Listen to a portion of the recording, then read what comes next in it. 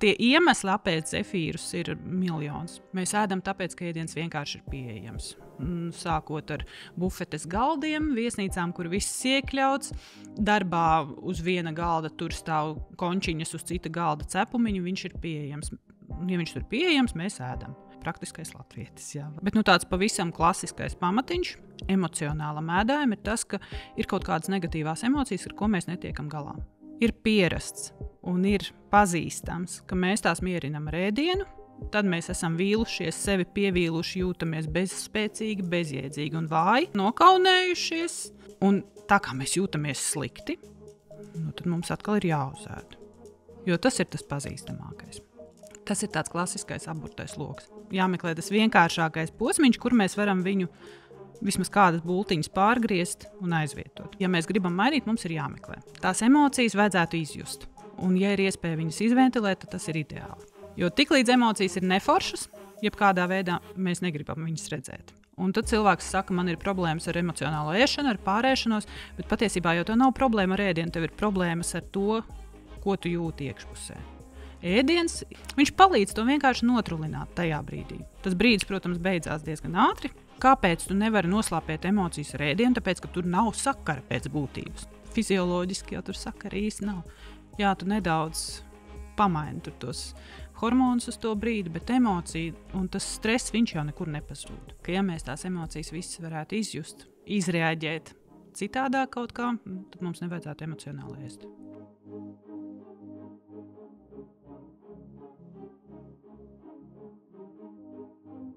Es esmu Laura Denlere. Projektā Cilvēku jauda es izjautāju zinātniekus, mediķus, sportistus, uzņēmējus un citus radošus, gudrus un drosmīgus cilvēkus. Šīs sarunas palīdz iepazīt sevi un vairot savu cilvēku jaudu. Mēs tiekamies nākamajā reizē ar doktoru Lailu Siliņu. Un ar doktoru mums ir pirmā saruna, kas bija par ēšanas traucējumiem. Un šoreiz mēs vienojāmies runāt par emocionālo ēšanu, jeb, kā es doktorē teicu, stresēšanu. Un doktori man teica, tā ir daļa no emocionālās ēšanas, vai ne? Jo ir daudzas situācijas, kur cilvēks ēd, viņam tā ir tāda tā kā sevis ārstēšana savā ziņā, ja? Bet tās bikses arvien vairāk sāk spiest, un var jau nopirkt citas bikses, bet ja pašam traucē, tad varbūt doktori mums var piedāvāt kādus risinājumus vai skaidrojumus, vai ko mēs varam šajā sakarā darīt. Doktor, kas tev ir svarīgi, lai cilvēki saprastu saistībā ar emocionālo ēšanu un stresēšanu? Es sākšu ar to maģisko teikumu, kas man ļoti patīk. Ja mēs savas emocijas varētu pilnībā vienmēr apzināties un izjust, tad nekādas emocionālās ēšanas nebūtu. Principā te mēs arī varam beigt, tas ir galvenais risinājums. Bet tā kā tās emocijas ļoti bieži ir sarežģītas, sāpīgas, negribam ar viņām vispār nekā saskarties.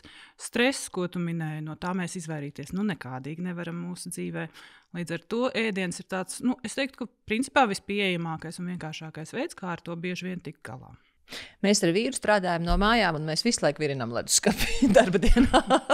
Jā, protams. Un te mēs redzam ļoti daudz tos faktorus, kas iet kopā, cik ēdiens ir pieejams. Kas ir pieejams? Ja nezinu, agrāk, piemēram, krēma kūka tika cepta speciāli jubilejai pasūtīt, tad tagad tu krēma kūku vari dabūt katru dienu un cik tu gribi. Tu vari dabūt šokolādi, tu vari dabūt zefīru, tu vari dabūt siera plati, principā katrai gaumei. Salīdzinoši lēti uz katra stūra. Benzīntankā, kioskā, kur vien tu ej.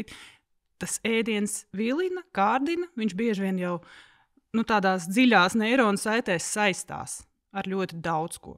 Tā skaitā ar emocijām, gan pozitīvām, gan negatīvām, gan dažādām situācijām, ka mums jātiek cauri. Un tad tu saki, ja mēs varētu apzināties savas emocijas, tad nekāda emocionālā ēšana nebūtu. Man liekas, tajā dienā, kad man ir jādara tas, ko es ļoti negribu, kaut kādas atskaites no lādētās jāraksta. Es zinu, ka es negribu viņas rakstīt, es zinu, ka mana emocija ir riebums, un tad mana emocija vēl ir šausmīgi garlaicība, jo nav nekā nogurdinošāka, garlaicīgāka par tām. Es to saprotu, es apzinājos savas emocijas, bet es to leduskapi virinu tik un tā. Jā, un te ir jautājums, ko mēs darām ar tām emocijām.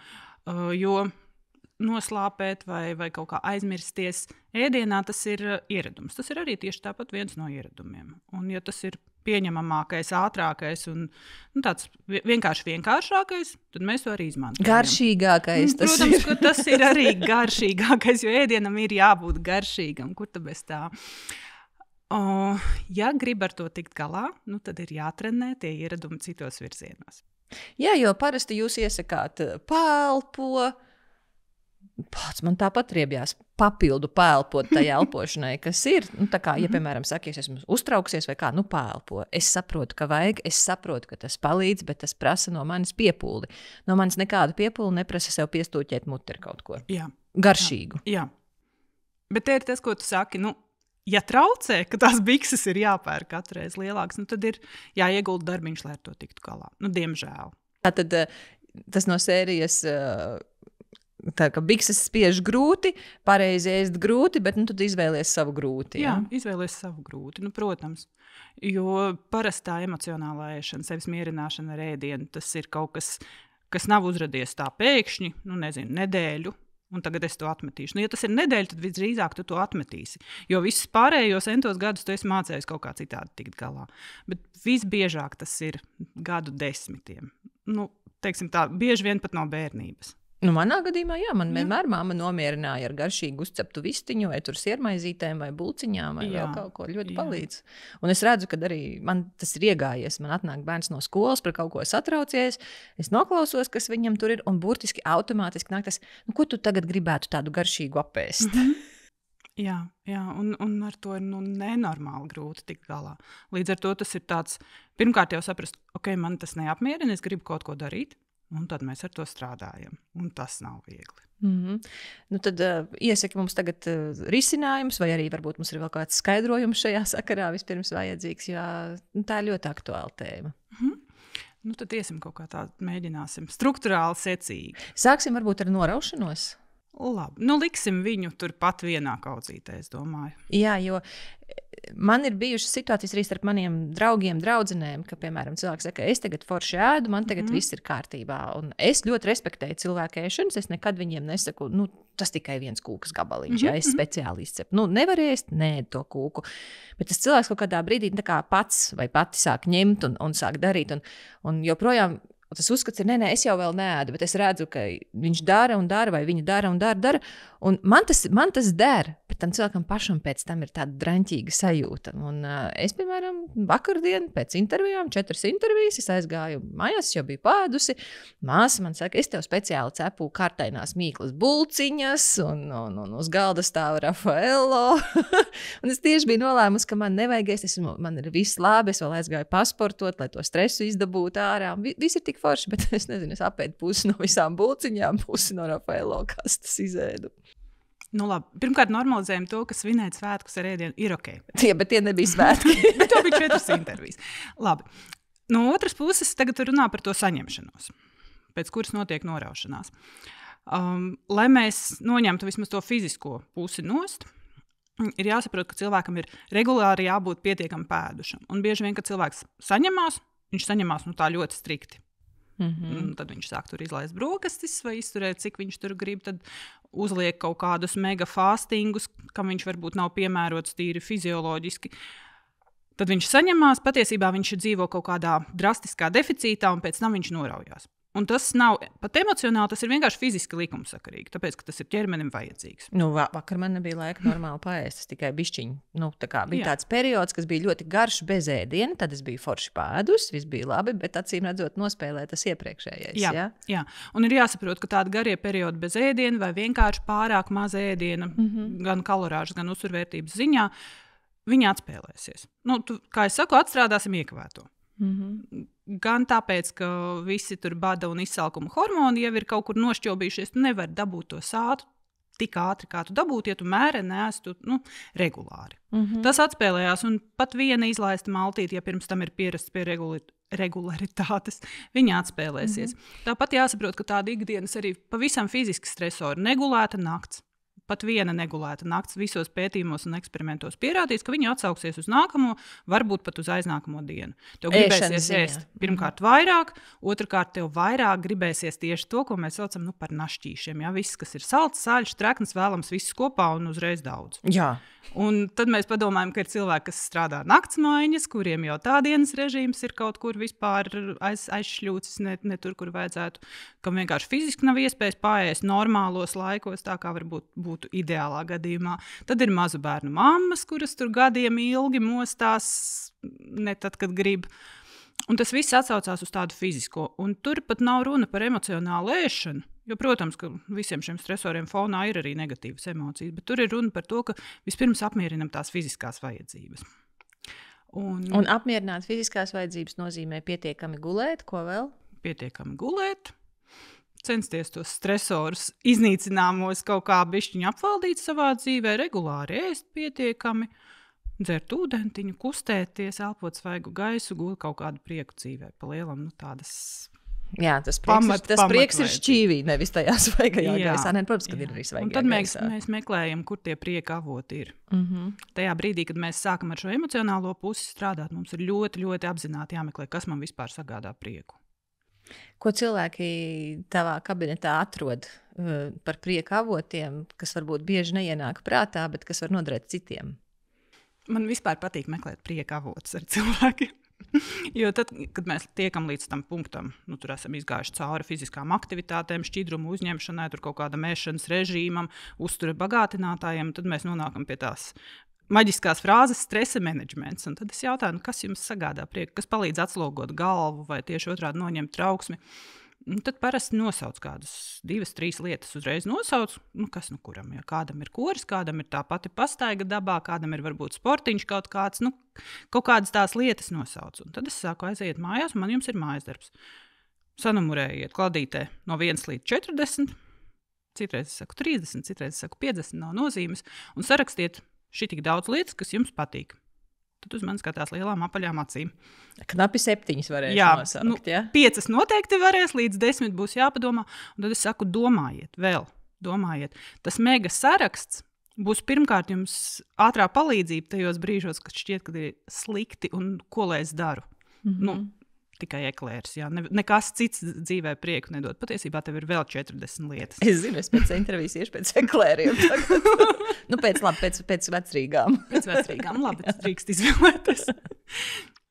Sarakstīt tās 40 lietas. Pirmkārt, viņas var palīdzēt tajos grūtajos brīžos vispār atgādināt, ka tev dzīvē patiesībā ir vēl kaut kādas lietas, procesi, cilvēki, kas liek justies labi, mierīgi vai mundri, kas kurā brīdī vajadzīgs. Tātad tas, ko tu saki, ir ne tikai, ka es sarakstu, ko man patīk darīt, piemēram, iziet pastaigā, tad, kad saulīte spīd, vai aiziet uz izstādi, vai apmeklēt teātra izrādi, bet tu tikko pateici tādu vārdu cilvēki.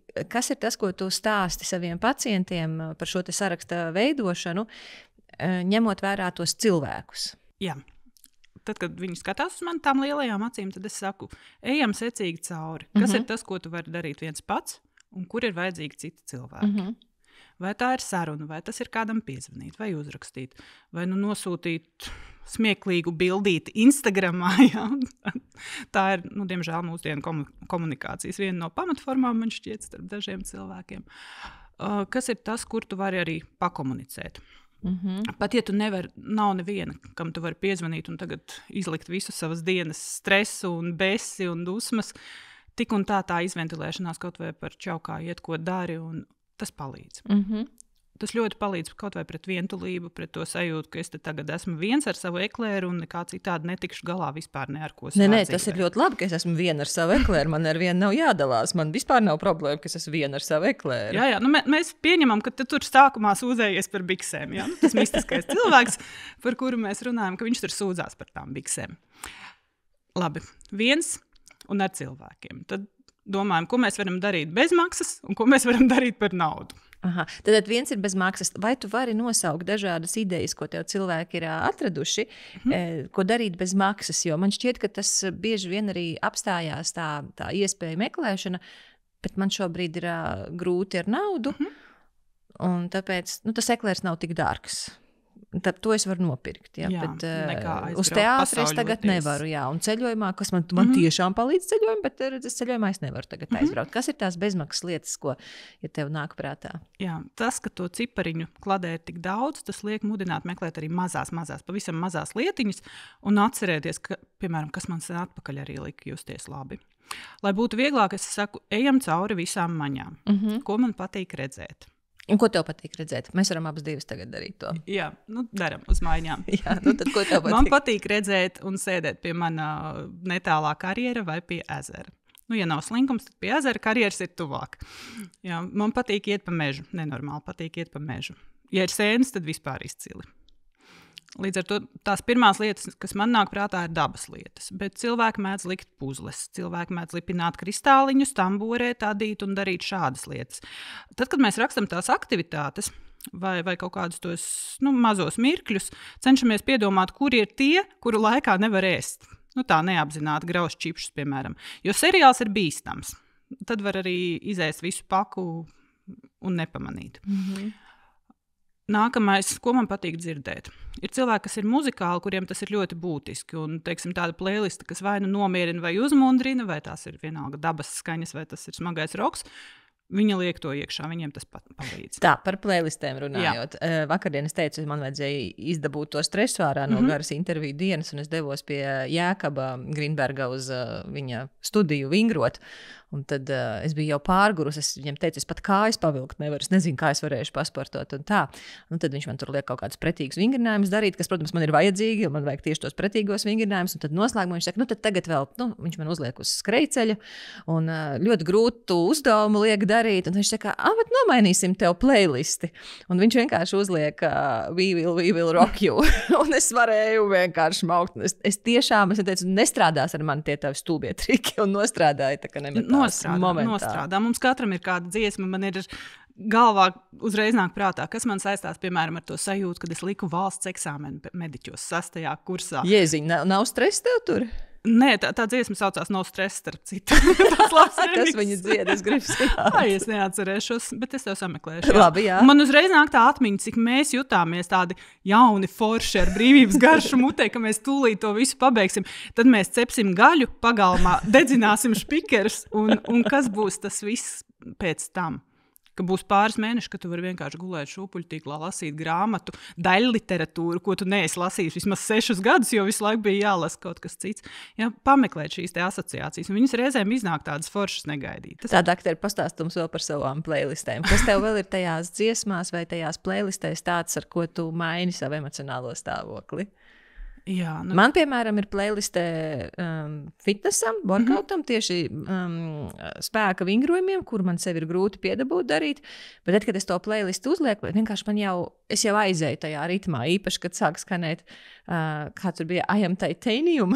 Jā, tad es gan planku varu noturēt, gan atspiesties, because I am titanium. Jā, man arī patīk šīs tādas dramatiski kontrastainās dziesmas, kas liek to iedvesmas sajūtu sajust. Okay. Kādiem vēl brīžiem tu piemeklē to emocionālo mūziku? Man liekas, tas baigi palīdz. Es man šķiet pat neesmu baigi muzikālais cilvēks, bet es arī. Kad tu sāc domāt, tad atrodās. Un citreiz par radio kaut kas sāk skanēt, un tu pilnīgi nonāc atpakaļ. Jā, bet tas sajūtās. Ir tā kā tu esi atkarīgs no tā, ko tas DJs uzliks. Bet ja tu pati piemeklē, tad No Stress ir viena no tavām dziesmām.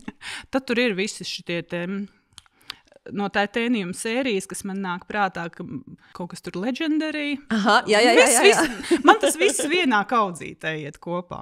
Okay. Un tad tiem cilvēkiem, kas kā es nav muzikāli, reizēm der pamuzicēt. Es atvainojos. Ir tās pieredzes, kas reizēm notiek korporatīvajos pasākumos vai individuāli, kad tev ir iespēja tikt pie kaut vai pie grabuļiem visādiem un kaut kādām gongu bļodām un visa šī. Ja tam kādreiz ir iet cauri, tad tās patiesībā ir brīnišķīgas sajūtas. Es pievienojos, man pie draudzenei stāv šīs zvangas mājās. Un tad, kad es pie viņas ar bērniem esmu, tad, protams, bērni daudz tās zvangas, un viņiem viss tur baigi interesanti. Vīrs tur kaut ko tur baigo meditīvo mūziku izbur no viņām ārā. Es uz viņām paskatos, kā viņas tur spēlē un tā, bet vienkārši esmu par slinku izdabūt no viņām ārā tādas skaņas, kas man der. Un es zinu, ja man tās zvangas piederētu, man ļoti patīk tās skaņas, es esmu sajūsmā.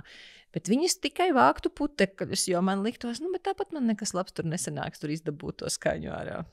Nu labi, bet tas atkal, tāpat kā, ja skan par radio kaut kas, kas norezonē, ielikt to savā playlistē, tāpat, ja tu zini, ka tev patīk tās zvangas, sameklē viņas ik pa laikam kaut kur un uzliec tajā brīdī, kad vajag varbūt tieši otrādi mieriņu. Klausīties, es domāju, tu tieši piedāvāji spēlēt. Jā, spēlēt ir ideāli, protams, ja ir tāda iespēja. Nu labi, tad mēs ejam tālāk. Oža nākamā maņa. Jā. Protams, eklēris maržo forši.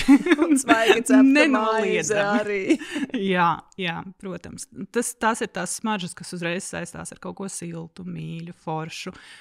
Kas vēl ir tādas smaržas? Mežs īpaši pēc lietus, vai tikko uzarta zeme, vai tad, kad es eju pa mežu un ir kaut kas sazāģēts un tā koksnes smarža. Jā. Pirtī, kad uzlēja etriskās eļļas, vai lavandu, vai eikaliptu, vai vienalga, kas man tur vēl patiktu, kas man vēl patīk. Rozes pasmažot, man patīk ziedus pasmažot, jasmīnu pasmažot. Pats jasmīns kā smarža, bet tieši tos ziedus pasmažot. Jā, iebāz galvu ceriņu krūmā. Man mīļākie ziedi ir tie, kas ir smaržīgi. Un tās ir hiacintas, frēzijas, lilijas, un tādā veidā arī mēs varam sevi iepriecināt reizēm. Mazais tas hiaciņš podiņš, piemēram, viņš maksās mazāk nekā gājiens uz teātri, bet ieliekam viņu tajā sarakstā, lai neaizmirst. Tas man tiešām ir. Es regulāri skatos, kur ir lētākās sastādītās hiacintas. Es neesmu mājās jau viņas laicīgi, lai viņas sāk izplākt, un tad es viņas nolieku darba vietā, uz darba galda. Un tad, kad es eju strādāt, no rīta, es dodos pie savu darba galda, tad tā hiacinta, viņa iesit forši pa galvu. Es taču varu kaut ko forši pastrādāt šodien, un tiešām strādājās. Un tad, ja es iztēlojos kādu cilvēku, ar ko es runāju, pacientu, klientu, ar ko mēs par šo runājam, ja tu esi pieredzi dzīvot viens, reizēm ir sajūta, ka nav jau jēgas te. Nezinu, klāt sev vienam galdu. Tā man arī saka, nav jau jēgas sev vienam dāvināt ziedus un tā tālāk. Bet šīs lietas patiesībā daudz maina. Tas, kā tu saki, iesit, tas uzreiz dod tādu dzīvīgumu sajūtu, ka es neatnāku mājās tukšā mājā, bet ka man sagaida kaut kas zaļš un foršs un krāsains. Es piekrītu, un tagad vēl ir pavasars, vai ne? Šīs tulpes, piemēram, viņas maksā salīdzinoši mazi, īpaši tur, kur vēl ir kaut kāda akcija vai vēl kaut kas, bet kā viņas tur pamazām sāk plaukt un tās krāsas, tie nav smaržojoši ziedi, bet ja man tās stāv uz darba galda, man ir priecīgāka strādāšana. Un tās pašas ēteriskās eļļas vai smaržas, ja viņas ir vairākas mājās, tu taču arī saproti, ka vienai dienai tu lietos vienas smaržas, kas tev dod, spēku vai enerģiju, un citai tu tieši otrādi gribi būt maiga, rotaļīga, sievišķīga, vienalga. Un tad mēs pēc tā izvēlamies. Kā ir par ētriskajām eļļām runājot? Tu savā darbā, kaut kā viņas pielieto vai nē? Jo man ir bijuši periodi, kad man, kāds speciālists ir ieteicis, ka man vajag tur kaut kādu vairāk eļļu kādu pasmaržot ētrisko. Un ja man tā pudelīte stāv uz galda, es vienmēr strādāju, un es jūtu, man kaut kāds nogurums nāk, es pasmaržoju to piparmētru smaržu un svaigums, vēl var neiet pēc bulciņas, vēl var kaut ko padarīt. Oža smarža, tas ir tas dziļākais, visneapzinātākā maņa, un viņa strādā. Es darbā neizmantoju, lai arī es savulaik par ēteriskām eļļām arī esmu pamācījusies, bet savā dzīvē pilnīgi noteikti man patīk ik pa laikam aiziet uzjaukt sev kādu maisījumu, izsmaržot visu, pavērot, cik ļoti ir mainījies kaut kas pa gadu vai pa pāris gadiem. Tas, kas kādreiz šķita forši un vajadzīgs. Pie kāda speciālista tu to dari? Man ir vairāk speciālisti. Jo, varbūt tās tie, kas to nav izprovējuši. Es arī esmu cilvēks, kurš es nesmaržojos ar rūpnieciskajām smaržām. Es smaržojos ar tām ētriskajām, ko es sataisu. Bet tur es eju pie kāda, kuram ir kādi 40 varianti, un tad es varu atlasīt to savus. Un pat vīrs mans arī ņem un taisa pats savas smaržas. Tas pats process ir ļoti meditatīvs un interesants, bet arī pēc tam tā smarža viņa dara tiešām tieši man. Jā, un tieši tam periodam dzīves. Jā. Labi, tas bija par ožu. Vēl kas mums ir par ožu? Protams, viņi tur kombinējās. Nākamais ir tauste. Es esmu tas čamdītājs cilvēks, taktilais, kuram vajag tekstūriņas, kuram vajag visu patausīt, lai patiktu. Ja? Un tad ir svarīgi arī, jo īpaši, ja mēs runājam par ēšanu un arī par ķermeniskajām lietām, tad ir tas, kas tev ir mugurā, lai tas būtu patīkams. Un tad, kad mēs nonākam līdz brīdim, kad tās bikses spiež, un jau tā varbūt par savu ķermeni nav tāds komforts un pārliecība, tad ir jo īpaši svarīgi mazliet pielāgoties, lai tas, kas ir mugurā, ir ne tikai fiziski patīkams, bet lai tieši tā nekas nekur nespiež, nekas nekur neiespiežās. lai tādā jau tā stresainajā ikdienā nav vēl tie mazie atgādinājumi, kuriem ļoti gribās pievērsties. Man bikses iespiedušās, nu jā, tad jau es esmu tāda vai šitāda. Rēsna nesmuku un par daudz ēdus eklērus. Tas ir vēl papildus kaut kāds emocionāls stresors, kuru var pēc tam izrēģēt droši vien. Es saprotu, ko tu saki, bet manā dzīvē ir 2 tādi periodi, kur tad, kad man nekas nespieda, jo man bija ļoti ērts apģērbs, rezultējās ar 2 reizes lielāku izmēru. Viens bija, kad es biju ASV ilgāku periodu padzīvoju, un man bija ļoti ērts apģērbs ar gumiju. Jā, nu, tad tikai aizsūtot bildes uz mājām, draugiem, man teica, ko tu tā esi apvēlusies. Un es tiešām nezināju, jo labi svaru man tur nebija. Mans apģērbs man visu laiku derēja. Un otrais periods ir kaut kāds vairāk tāds māju periods. Man bija varbūt tas, ka bērns bija mazāks vai kā, kas arī man vajadzēja vienkārši būt ērtā apģērbā. Un tad, kad man bija pēkšņi jābrauc laikam uz Latviju, visticamākais, es uzvelku savas brauciena bikses, kas ir džins un nav pārāk elastīgas, tad bija pats, es pat nepamanīju, ka man tajās biksēs jau ir grūti ielīst, jo es vienkārši viņās regulāri nebiju līdusi iekšā. Tā kā es saprotu, ko tu saki, man arī es nevaru neko neērtu uzvilkt, bet ja es dzīvošu tagad tikai super ērtās drēbēs, varbūt es pat nepamanīšu. Jā, tu nepamanīsi. Tātad jautājums ir, kur te ir līdzsvars? Droši vien katram savs līdzsvars. Šis tāds smags jautājums. Ja? Vai mēs runājam par cilvēku, kurš atnāk ar to tekstu, ka man traucē šis, un es vēlos mainīt, vai arī es neko nevēlos mainīt, bet es vēlos varbūt vienkārši tikt galā ar to, ka es savas emocijas apēdu. Ja? Par tausti vēl runājot. Bezmaksas lietas. Ja cilvēks ir čamdītājs, viņam noteikti patiks, ja kāds vai viņš pats sevi masēs. Pieskarsies, gulēs uz adatu paklājiņiem, rulēsies, darīs to vai šito, birstēsies, dvieļosies, nezinu ko, nu kurš. Man patīk, ja iet siltā dušā un vannā. Jā. Vanna, duša. Bet tas nav bez maksas, diemžēl. Nu jau vairs galīgi nav, jā. Bet tur mēs atkal liekam klāt kaut ko, kas smuki smaržo vai labi izskatās. Jā, tajā vannā, dušā berzējamies, masējamies, mīcamies. Respektīvi, pamanam tādas pavisam it kā banālas lietas, ikdienā. Bez dušas mēs nevaram iztikt. Jā, kas tev vēl ir pie tām taustas lietām? Paiet dzīvniekus. Okay. Tas pilnīgi noteikti ir tāds ļoti pozitīvs, emocionāli uzlādējošs fakts. Atkarīgs no dzīvnieka. Labi, mans dzīvnieks ir ļoti laimīgs, ja viņu paijā.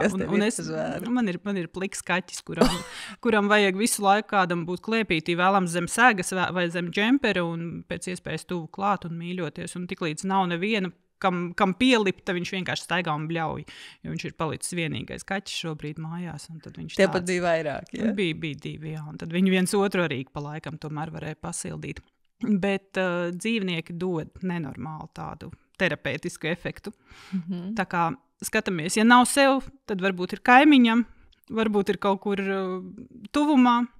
Jā, jo mēs ar bērniem esam tā apzināti braukuši socializēt, palīdzēt kucēntiņus, jā, vai ja tie ir zirgi, kas man par laimi arī blakus ganās, ar kuriem var parunāties, tas ir nenormāli forši, manuprāt. Un pamanīt to, ka tas viss patiesībā varbūt kaut kur tepat ap stūri ir. Jā, man Šveicē dzīvojot, man ap katru stūri ir pa govī. Nu. Un es runājos ar govīm savu skrējienu laikā. Jā, līdz ar to, tad, kad mēs šitā ejam cauri, tad tās 50 lietas tur uzrodās. Jā, bet mums vajag vēl viņas pavilkt ārā. Jā, man patīk braukt ar mašīnu. Vienai pašai, kad nevienam neko no manis nevajag. Jā.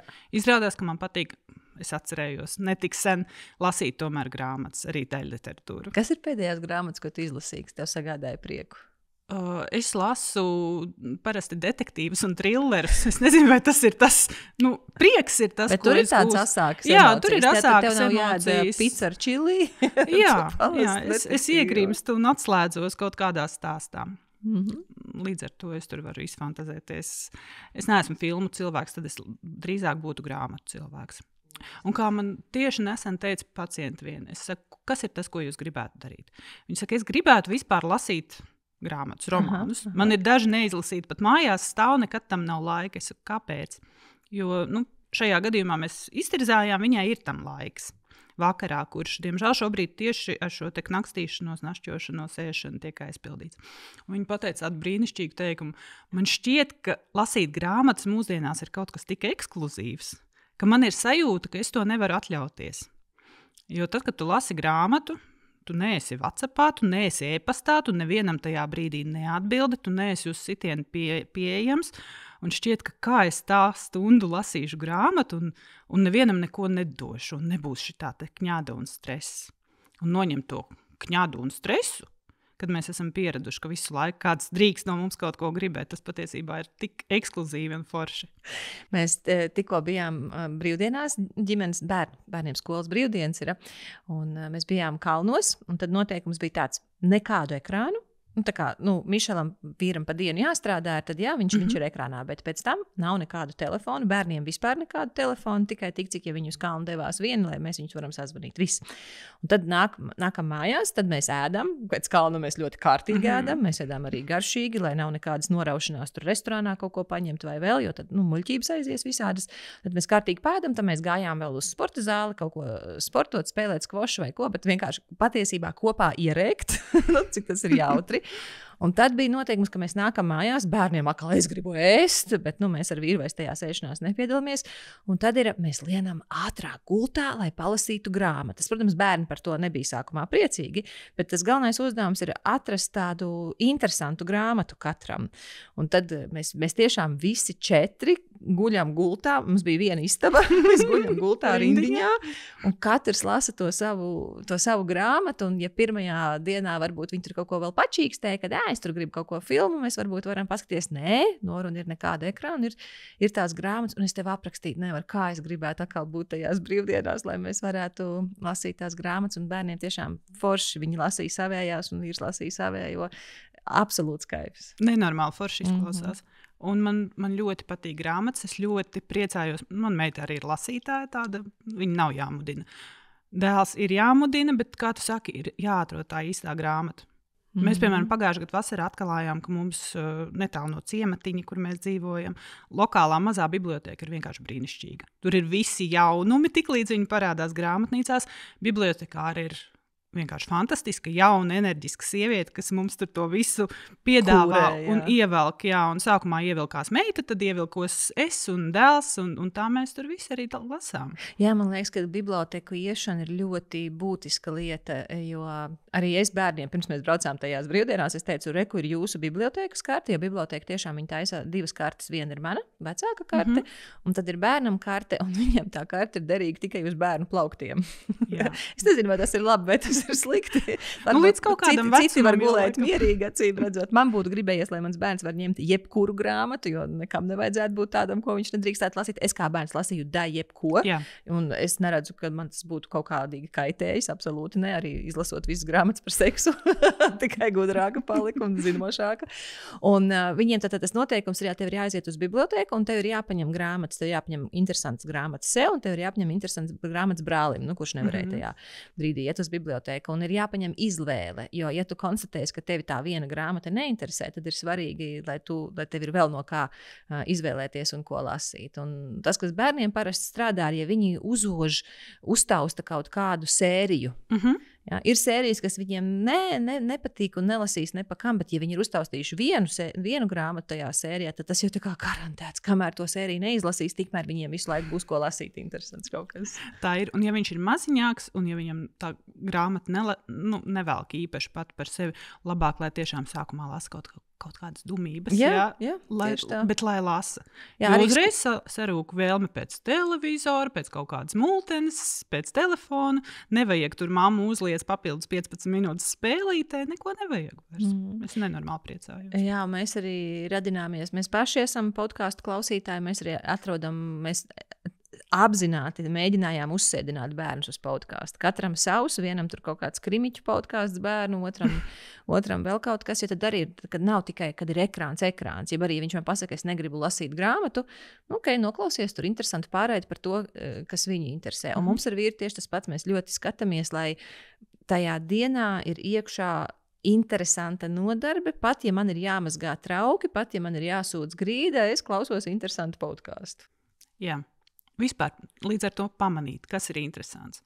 Kā tu saki, atrast interesanto grāmatu sēriju, atrast to mūziku, kas tev patīk, atrast tās fiziskās aktivitātes, kas tev patīk. Nevis tāpēc, ka visi dara, bet varbūt tev patīk, es nezinu, kaut kas pilnīgi cits, ko neviens vairs nedara. Bet dari to, kas tev patīk.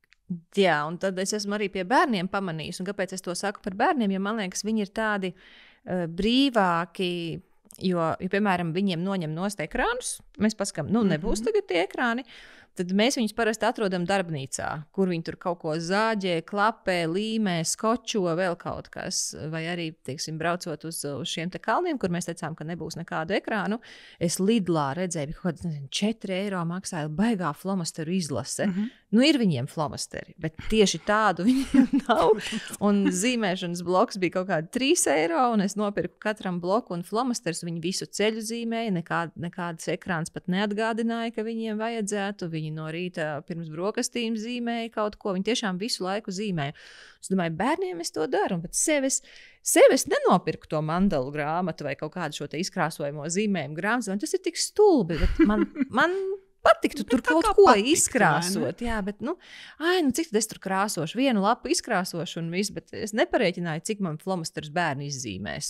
Varbūt viņi arī izzīmēja tikai tik, cik es būtu izzīmējis. Tā kā bērniem, jā, vairāk, ja, bet saviem tādiem prieciņiem, tas nav produktīvi, tas ir muļķīgi, tie nosodījumi uz tām nodarbēm. Jā, bet no bērniem mēs varam bišķiņ pamācīties. To tiklīdz paliek garlaicīgi, tā atnāk tas radošums. Tieši tā viņi izdomās kaut ko interesantu. Jā, bet man atnāk garlaicīgi, es eju paēst. Jā. Un tad arī taisot to sarakstu, atcerēties, kas bija tas, kas tev patika bērnībā. Varbūt tu neesi krāsojusi, vienkārši krāsojusi, 30 gadus neko. Varbūt tev bērnībā patika zīmēt, gleznot, nezinu ko, taisīt ķiņķēziņus visādus. Jā, no plastilīna. Knibināties, jā. Plastilīns, plastika, māls, miljonus materiālu tagad visādi, tur polimēri un akrili un kas tur vēl ne. Un bieži vien cilvēki tā nonāk līdz kaut kādam hobijam. Man liekas, ka tur tā problēma ir vairāk, ka, ja man nesanāks uzlipināt kaut ko jēdzīgu, ja, bet, ja es, piemēram, skatos uz saviem bērniem, uz māsas bērniem, kurus tagad pie māsas esmu apmetusies, viņam tur stāv visādi plastelīni, viss kaut kas maza ķibulīši, un viņš ir sakaļinies, un es skatos, baigi interesanti. Nav tur nekas izstādīšanās vērts, bet viņam tas pats process ir, un man liekas, mēs esam aizgājuši prom no tā, ka tas pats process ir tas, ko izbaudīt, bet vairāk tā kā, ja zīmēt, tad uzzīmēt, tādu, lai var parādīt. Jā, ja? Pie sienas uzreiz. Jā, nav obligāti citiem, bet, vismaz vīram, lai var parādīt, ja? Vai, ja uzlipināt kaut ko, tad, lai var pasmieties ar bērniem. Ja? Bet, ja tur nav nekas tāds interesants uzlipināt, ko es lipināšu, ja man tas tāpat nesanāk. Man liekas, ka mums tieši tā attieksme, jā, tas produktīvs un smuki, lai būtu.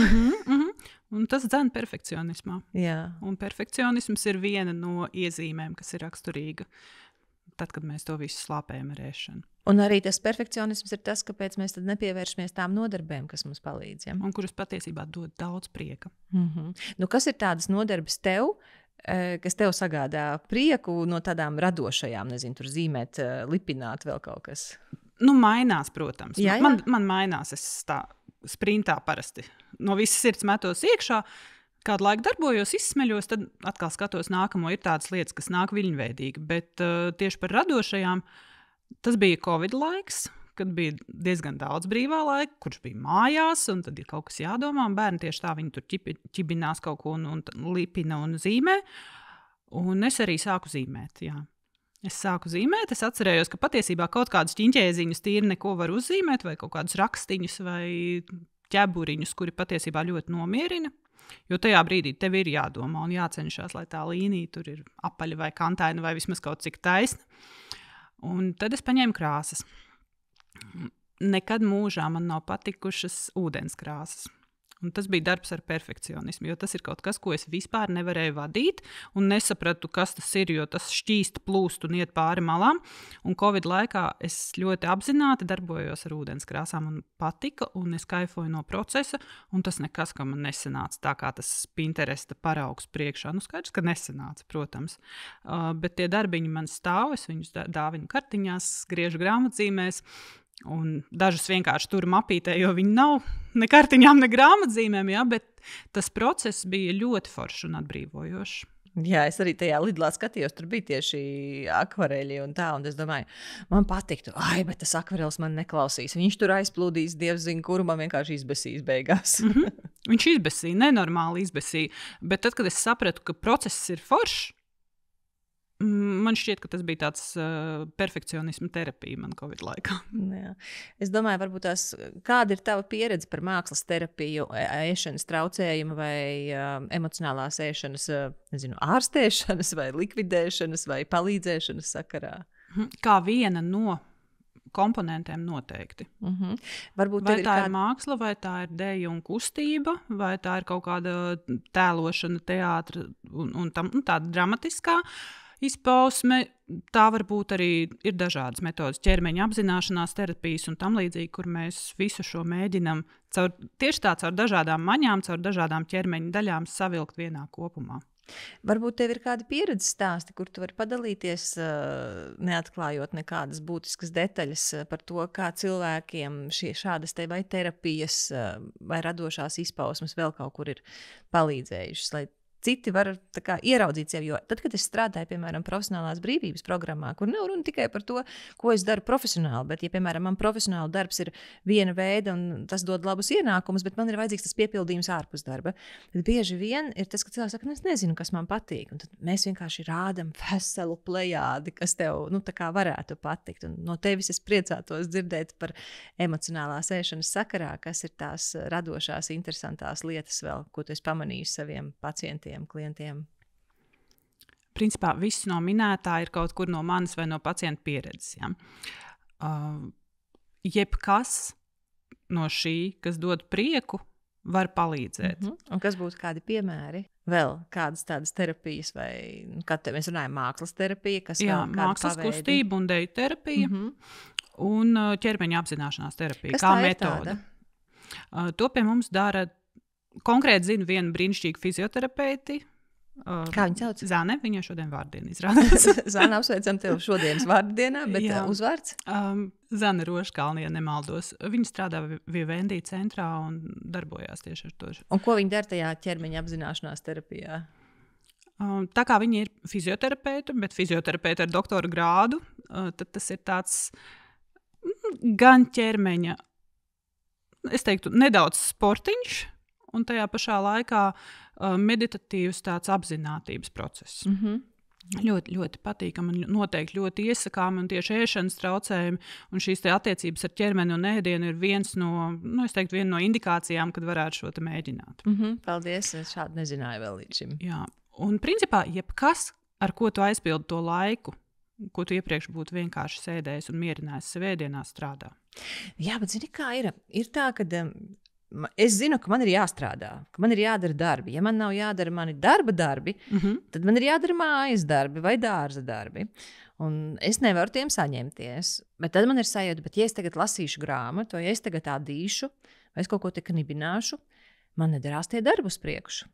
Un tā kā es nedaru tos darbus, bet es arī nedaru savus prieka darbus kaut kādus. Un tad es eju slīcināt bēdas leduskapī kārtējo reizi. Un tam tev ir laiks. Jā, un tāpēc tas, ko tu teici, mums šodien ir jārunā par ko ir par šo te emocionālās ēšanas aburto loku.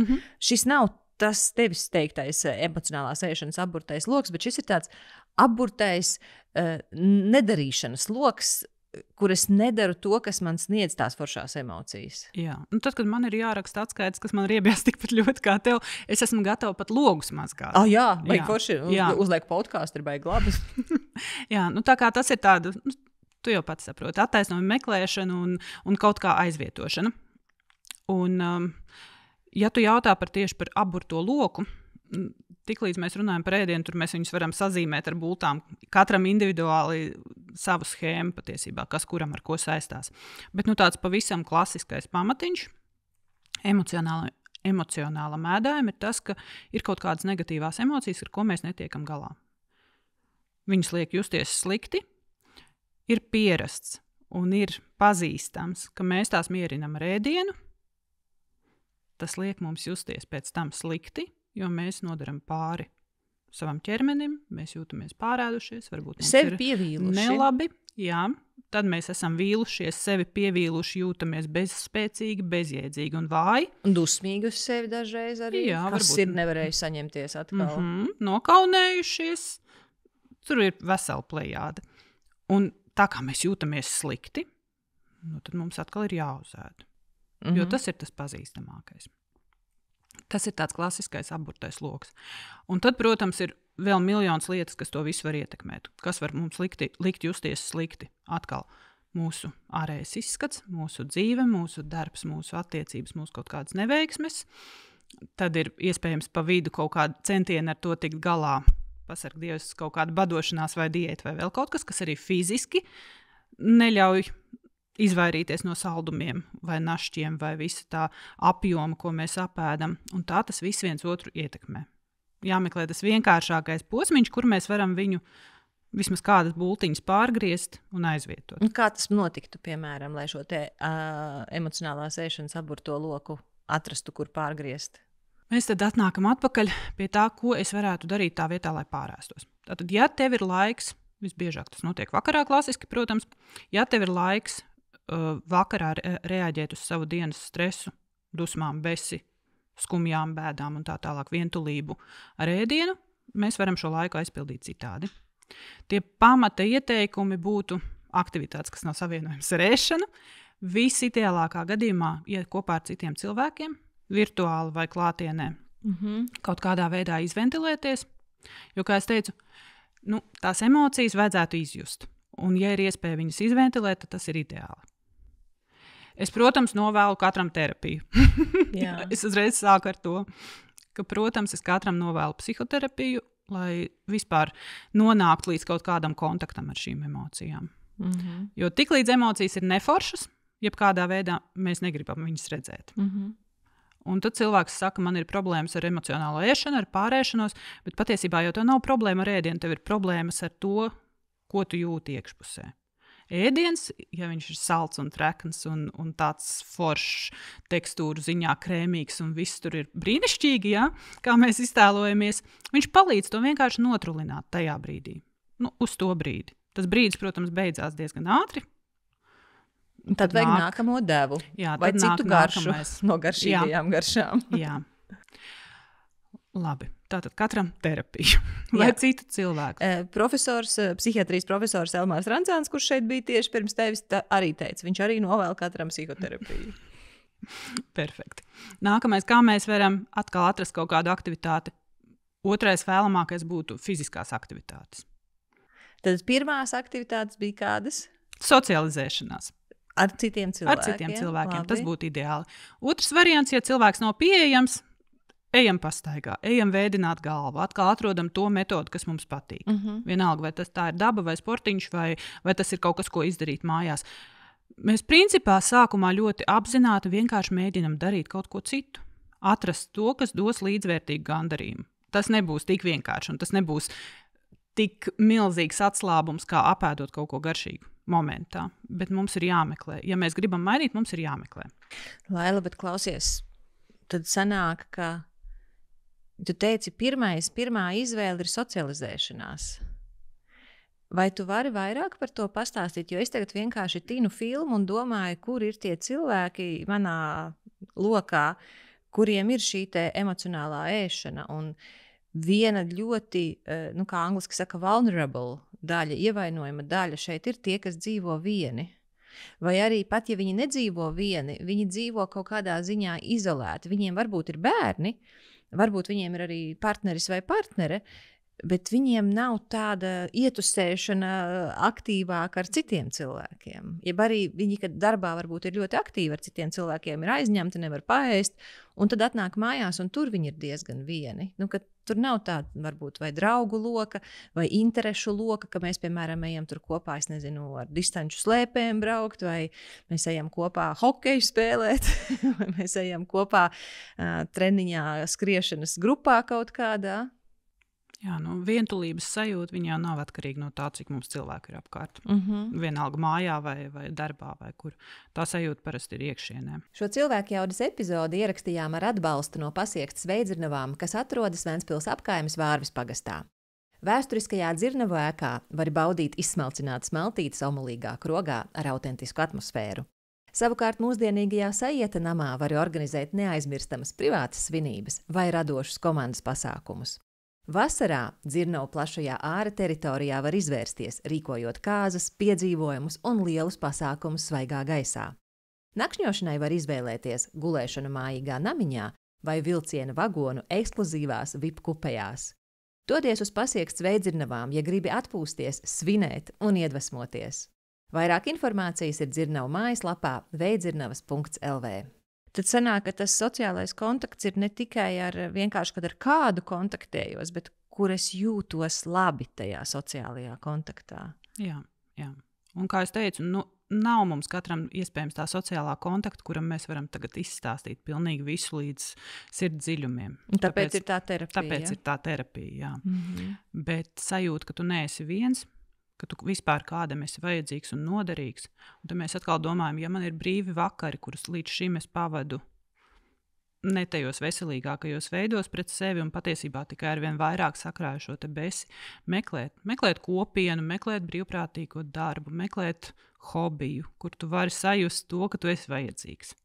Man šķiet, ka cilvēkam viena no labākajām sajūtām ir tas, ka es daru kaut ko jēdzīgu un vērtīgu. Mm-hmm. Un kas dod arī pienesumu vienalga kādam citam, vai cilvēkam, vai dzīvniekam, vai pasaulē, vai vienkārši kaut kādiem maniem ideāliem. Paldies. Tad viens ir šis sociālais kontakts. Bet otra lieta, tagad, ko es gribu apskatīties, ir tie cilvēki, kam ikdienā ir ārkārtīgi liels sociālais kontakts, kas ir palīdzošās profesijas. Vai tas būtu pedagogs, vai tas būtu mediķis, vai tas būtu klientu apkalpošanas daļā. Jebkas, kam ir jāstrādā regulāri ar cilvēkiem. Un tad mājās aizejot, es gribu mieru, es gribu klusumu. Un tad tajā klusumā ir viss mans našķu klāsts. Jā, tad kas būtu risinājums tad šiem cilvēkiem, kuriem gribas kādreiz atpūsties no citiem? Jā. Viens praktiskais risinājums. Tiem, kam mājās gribās klusumu, nopērciet labu sausu aizbāžņus, tādus foršus silikonu, dažādas frekvences slāpējušas. Tas ir mans lifehacks, kad mājās citi vēl tur kaut ko grib fonā darīt. Bet, ja tā nopietni, protams, ka mums vajag laiku ar sevi. Kādam tas ir lielāks, kādam tas ir mazāks, tīri vajadzības ziņā. Tad mēs nonākam līdz tam, ka es tomēr atgādinu, cik apzinātība ir svarīga. Paelpot reizēm vajag, vai atrast kaut kādu meditācijas veidu vai apzinātības veidu. Jo, ja tas līdz šim nav mēģināts, tad cilvēki parasti ir skeptiski. Ko es tagad tur iztēlojos? Izstāsti mums tās apzinātības prakses, kuras labi darbojas. Viens ir tātad elpošanas prakses, jā? Kas vēl? Ja grib sākt, es parasti saku, sākam pavisam primitīvi nolādējam aplikāciju, ieliekam austiņas ausīs vai, ja tu esi viens, tad bez austiņām un vienkārši klausies, ko tev saka. Mm-hmm. Un centies darīt līdzi ļoti primitīvi. Tev ir kādi ieteikumi šādām aplikācijām? Ierakstot App Store vai kurš raksta, ja meditācija izdod tās populārākās. Man tas, ko es lietoju, droši vien ir Insight Timer un Oak, tas man ir pārsvarā. Un mūsu pašu miervidiem, ja prasās latviski, nevis angliski, arī bezmaksas versijā miervidiem ir pietiekami daudz pamatiņa. Mm-hmm. Jā, bet tas sākās kā apzināts darbiņš, ka jā, es tagad pamēģināšu šo ne tikai vienu reizi, es pamēģināšu vairākas reizes, un reizēm cilvēki atnāk, man bija pat gadījums ar pacientu, kur mēs runājām daudz par šo stresu, par atslābināšanos, es pieminēju meditāciju, un es redzu, ka viņas ir ļoti, ļoti skeptiska. Man šķiet, ka viņa pat nedzirdēja šo manu teikumu. Un tad, kad mēs tikāmies nākamreiz, viņa man stāsta, ka viņa ir uzsākusi apzināti elpot un tā kā relaksēties. Un es saku, brīnišķīgi, es taču jums teicu apmēram. Un viņš saka, nē, jūs man neteicāt. Bet cilvēks nonāca pats līdz šim un saprot, ka tas ir vērtīgi. Un atkal tas šķiet kaut kas tik ekskluzīvs. Kā es tagad pusstundu meditēšu. Nē, taču sākam ar 3 minūtēm, sākam ar 5 minūtēm, bet tas ir vērtīgi. Mm-hmm. Un zinātniski pierādīts, ka tas ir vērtīgi. Tad meditēšana, elpošanas vingrinājumi, kas vēl pie apzinātības praksēm varētu noderēt saistībā ar emocionālo ēšanu? Dažādas ķermeņa relaksācijas metodas. Kā joga nidra, ja? Tā var būt arī, protams, joga, tā var būt, bet sākam ar to pašu primitīvāko. Nē, joga nidra tas ir, kad es vienkārši... neesmu pazīstama. Jā, tad man tev ir jāsapazīstina ar burvīgu cilvēku, ar Kristīnu Brici, viņa ir online joga studija, bet viņa ir online relaksācijas studija. Un Kristīnai ir fenomenāla balss, un tur ir šī kā pamazām tu atslābini ķermeni. Jā. Tā ir mana garšīgākā atslābināšanās metode. Jā, un sākumā tev vajag šo balsi, kas tev stāsta, un tu dari līdzi, un pēc tam jau tu esi pats to apguvis un dari savā Jā, nodarbā. bet vieglāk ir, ja kāds tev stāsta, jo tad nav jāpiepūlē savas smadzenes domājot, ko man tagad nākamo atslābināt, bet man viens pasaka priekšā. Un tieši tā mēs arī sākam, ka mēs klausāmies un daram līdzi un saprotam, pēc laiciņa saprotam, ka tas strādā. Labi. Nu, labi, un tagad iztēlojies, ka tu tomēr esi vakarā, un tev negribās relaksēties, un tev jau viss ir pāri malām. Un tās emocijas nāk, mēs cenšamies tomēr arī saprast, apmēram, kā tu saki, emocijas ir dažādas. Vai man ir besis, vai man vajag klusumu, vai tieši otrādi, vai varbūt man vajag socializēties. Pielāgojam arī tās aktivitātes nedaudz. Ja ir besis un ir trauksme un gribās tā kā kaut ko izlikt uz āru, tad labāk derēs, ka mēs ejam pastaigā, vai mēs palēkājam, pakratamies, iztirinamies, vai mēs padejojam un tam līdzīgi. Un ja šķiet, ka viss ir par daudz un vajadzētu atslābt, tad mēs relaksējam visas mūsu ķermeņa daļas, vai mēs mierīgi pēlpojam, vai mēs reizēm laicīgi aizējam gulēt. Tā, klausies. Un tad, jā. Par relaksēšanos runājot. Man vajag relaksēties. Paņemu savu ekrānu un relaksējos uz vēlnu paraušanu, tur tinot uz priekšu. Tā ir tā sajūta. Jo tas ļoti bieži, piemēram, man vīrs pateiks, ka es gribu atpūsties. Viņš paņem ekrānu un ziņas lasa.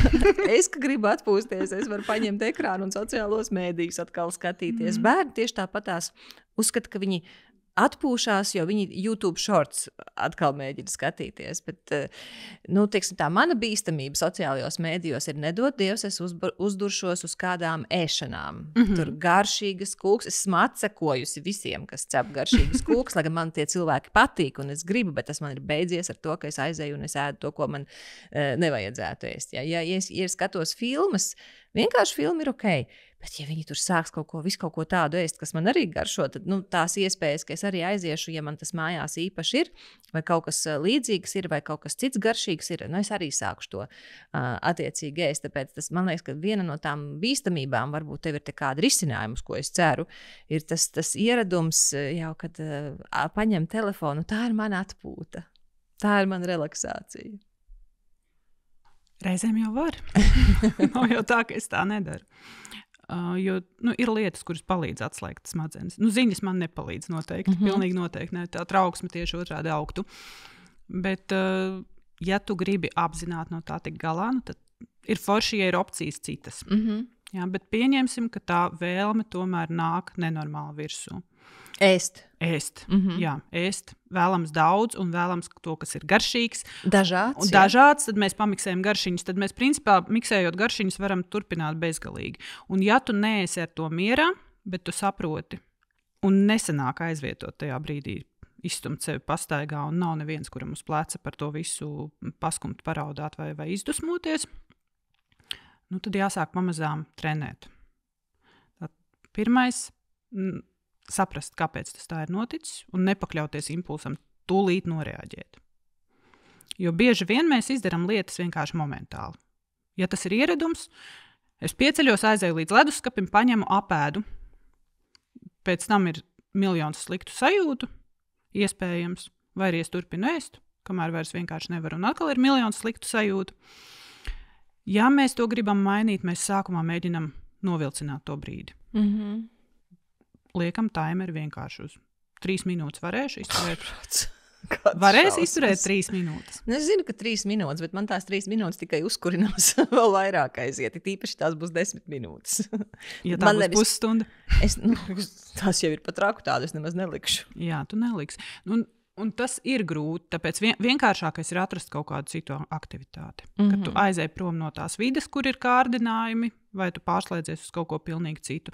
Un ja cilvēks grib ar to tik galā, tad mēģināt un nenormāli saslavēt sevi par katru reizi, kad ir izdevies. Man liekas, tas ir viens, ko mēs pamaz darām, to sevis slavēšanu. To es savulaik apguvu no BJ Fogg, Tiny Habits grāmatas, kur viņš par vingrošanu bija runa, jo, kā es teicu, man grūti sev piedabūt uz intervāliem un uz spēku vingrinājumiem ir. Un tas, ko viņš teica, ka tu izdari, tad veltīt šo te iekšējā saules gaismu, tas inner sunshine, ja, kad tā kā to siltuma sajūtu par sevi izjust. Nevis, ka es vienkārši pasaku malacis, kas arī ir ļoti labi, bet kad es to sajūtu, tu tāds malacis esi, bet ka es tā kā arī lepojos ar sevi, tieši uzģenerēt to emociju. Un viņas savācās kopā, viņas akumulējās, un tad nākamā reizē ir vieglāk piedabūt sevi uz to sportu. Tieši tā. Un katru reizi, kad tu pamanīsi, ka tev ir izdevies vakarā vienai pašai mājās esot, pieņemsim, nepārēsties, tu tieši tāpat sapratīsi, ka varbūt ir vērts pacensties otrais. Bet tā slavēšana. Tā slavēšana. Un kā tu sev saki? Es sev visādi saku, jā, bet galvenais ir pamanīt. Bieži vien atnāk atkal, piemērs, pacienti atnāk visbiežāk uz otro konsultāciju, kas parasti ir pēc kaut kādām 2-3 nedēļām. Kuram tur vajadzīgs manā ieskatā. Viņi atnāk un saka, nē, man viss nekas nesanāk, es te centos kaut ko darīt, man nekas nesanāk. Klasika. Sākam runāt. Vai tur ūdens patēriņš, vai tur kaut kāds, kas tur ar ēšanas režīmu, vitamīni tiek dzerti. Beigās es klausos, un es nevaru saprast, kas viņam nesanāk. Vismaz 3/4 no tā, kas ir pateikts, viņam taču sanāk. Bet cilvēks redz tikai to, kas nesanāk. Pamanīt. Es šodien beidzot neaizmirsu D vitamīnu iedzert. Kolosāli malacis. Ja līdz šim tu visu laiku aizmirsti, tad tagad tu esi izdarījis jau no paša rīta kaut ko sev. Tu esi ūdeni atcerējies padzerties. Tu esi, darbā paņēmis pauzīt, izkustējies, sapratis, ka bet patiesībā gribās ēst, nevis rukāt 8 stundas no vietas un tikai pēc tam mājās vakarā saprast, es neesmu ne ēdis, ne dzēris, neko vispār. Es pilnīgā bezkontaktā ar sevi. Pamanīt šīs te mazās lietiņas un paslavēt.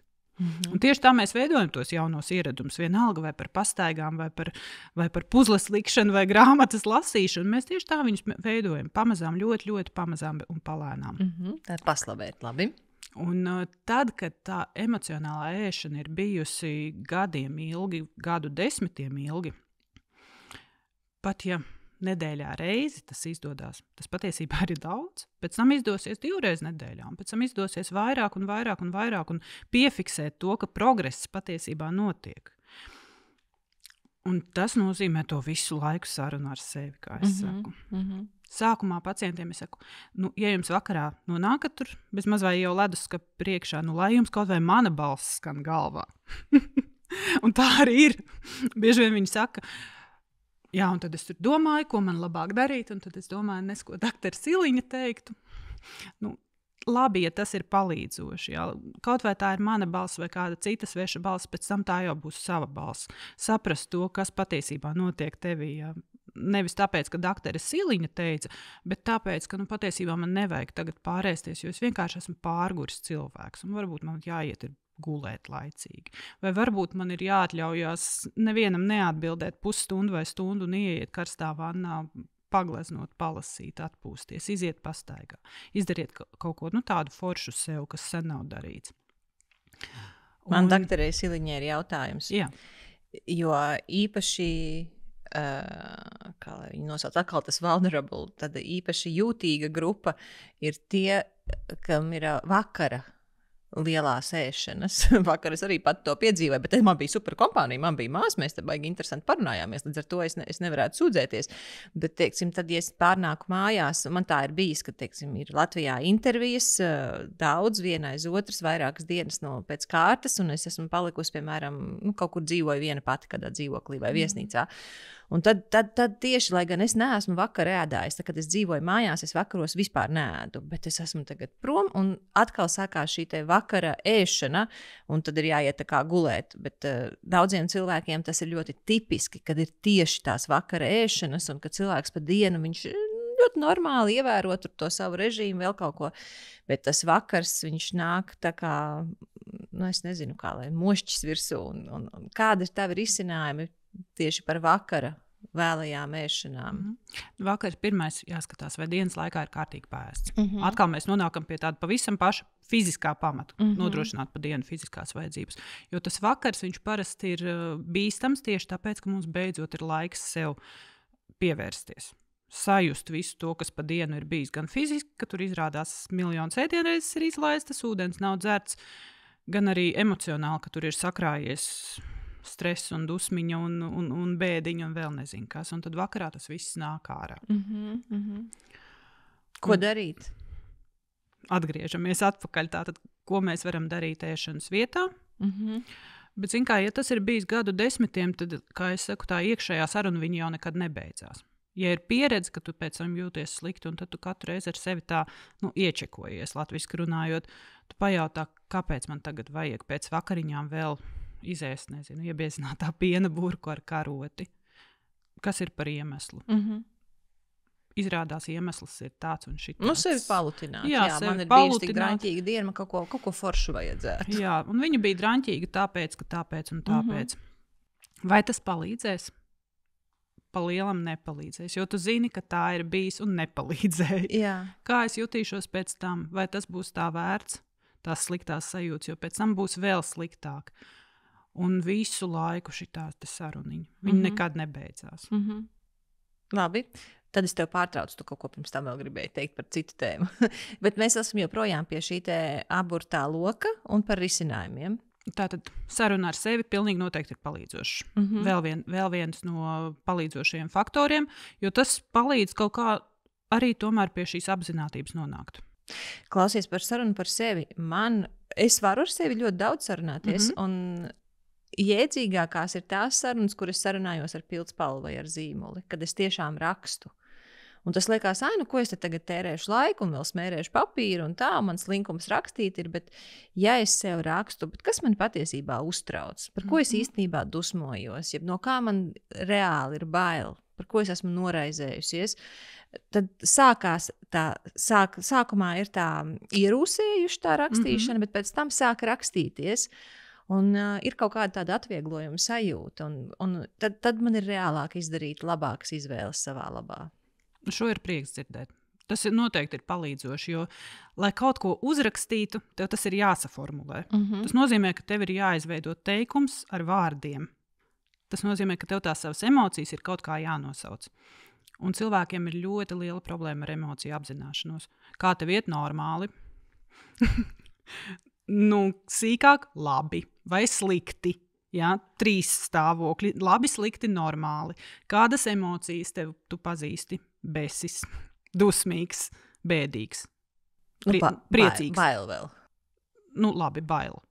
Līdz kaut kādam kaunam, tur pasarg Dievs, mēs nekad varbūt nenonāksim. Ja? Un tad, ja mēs atveram, iegūglējam emociju aplis, vienalga kādā valodā, izrādās, viņas tur uz 100 var atvasināt vienu no otras. Un tu sāc lasīt un domāt, kā tas vispār izpaužās, kas tas tāds ir. Un tad, kad ir jāraksta, tas ir palīdzoši, jo tev ir jānoformulē. Kaut vai primitīvā sākumā veidā, bet jāaizrokās.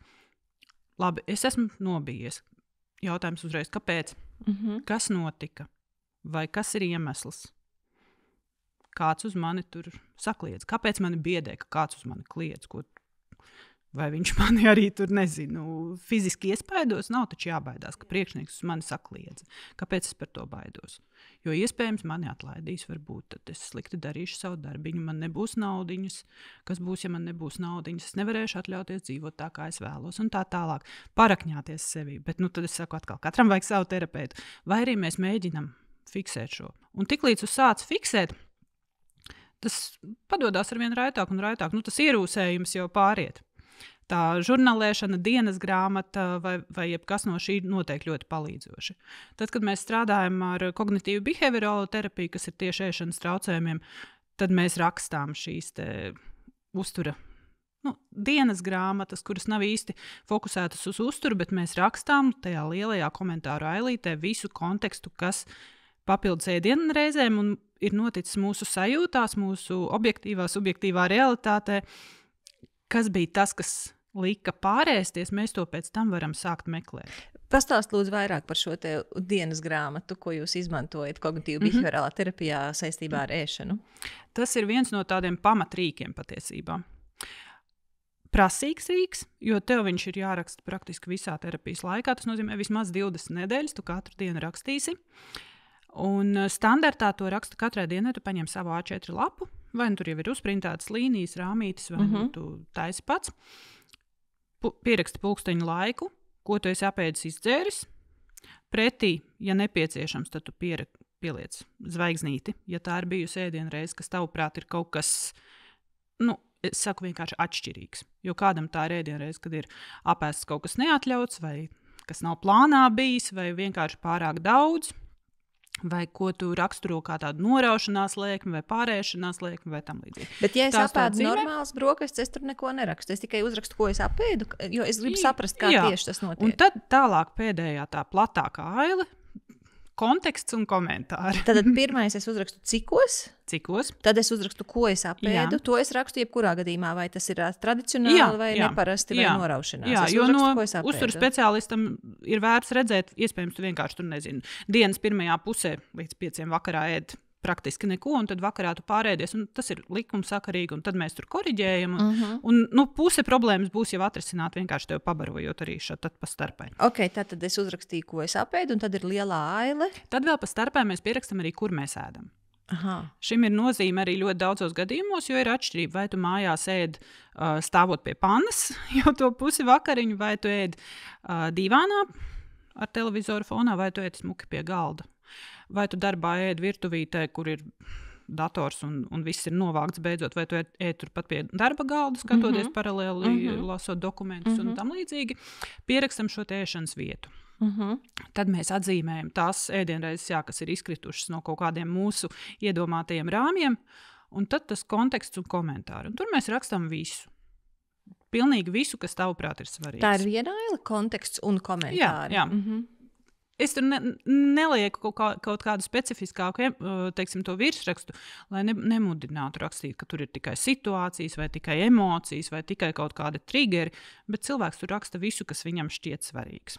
Vai es tur arī rakstītu, tā kā tas bija pavisam nesen, kad mēs no tām brīvdienām pārbraucām, bērniem bija vēl arī sacensības tajā dienā, un sacensībās viņiem ir vajadzīgs tur ēdiens līdzi, es biju sacepusi tādas tā kā picas. Mēs visi nebijām apēduši, un mans vīrs tāds laipns mājās virtuvē izliek to visu šķīvja, kas ir forši bērniem, lai viņi var paņemt, bet tad, kad es ieju virtuvē ap 8:30 vakarā, kas nav galīgi laiks, kad man vajadzētu ēst, ņemot vērā, cikos es eju gulēt, man tās picas tur stāv un es viņas apēdu. Un tad to es rakstītu pie konteksta un komentāriem, kā apēdu picas, kuras man nav jāēd, bet tāpēc, ka bija uz šķīvja, jo tad es pēc tam varu atšifrēt, ka tas, ko es arī darīju, es vīram teicu, lūdzu, atceries, ko es lūdzu, nekad vakarā ēdiens nav redzamā vietā virtuvē, jo, ja es ieju, es viņu ēdīšu. Izņemot, ja tās ir lakrices konfekts, es taču neēdīšu, bet vispārējo es ēdīšu. Tu perfekti izstāstīji.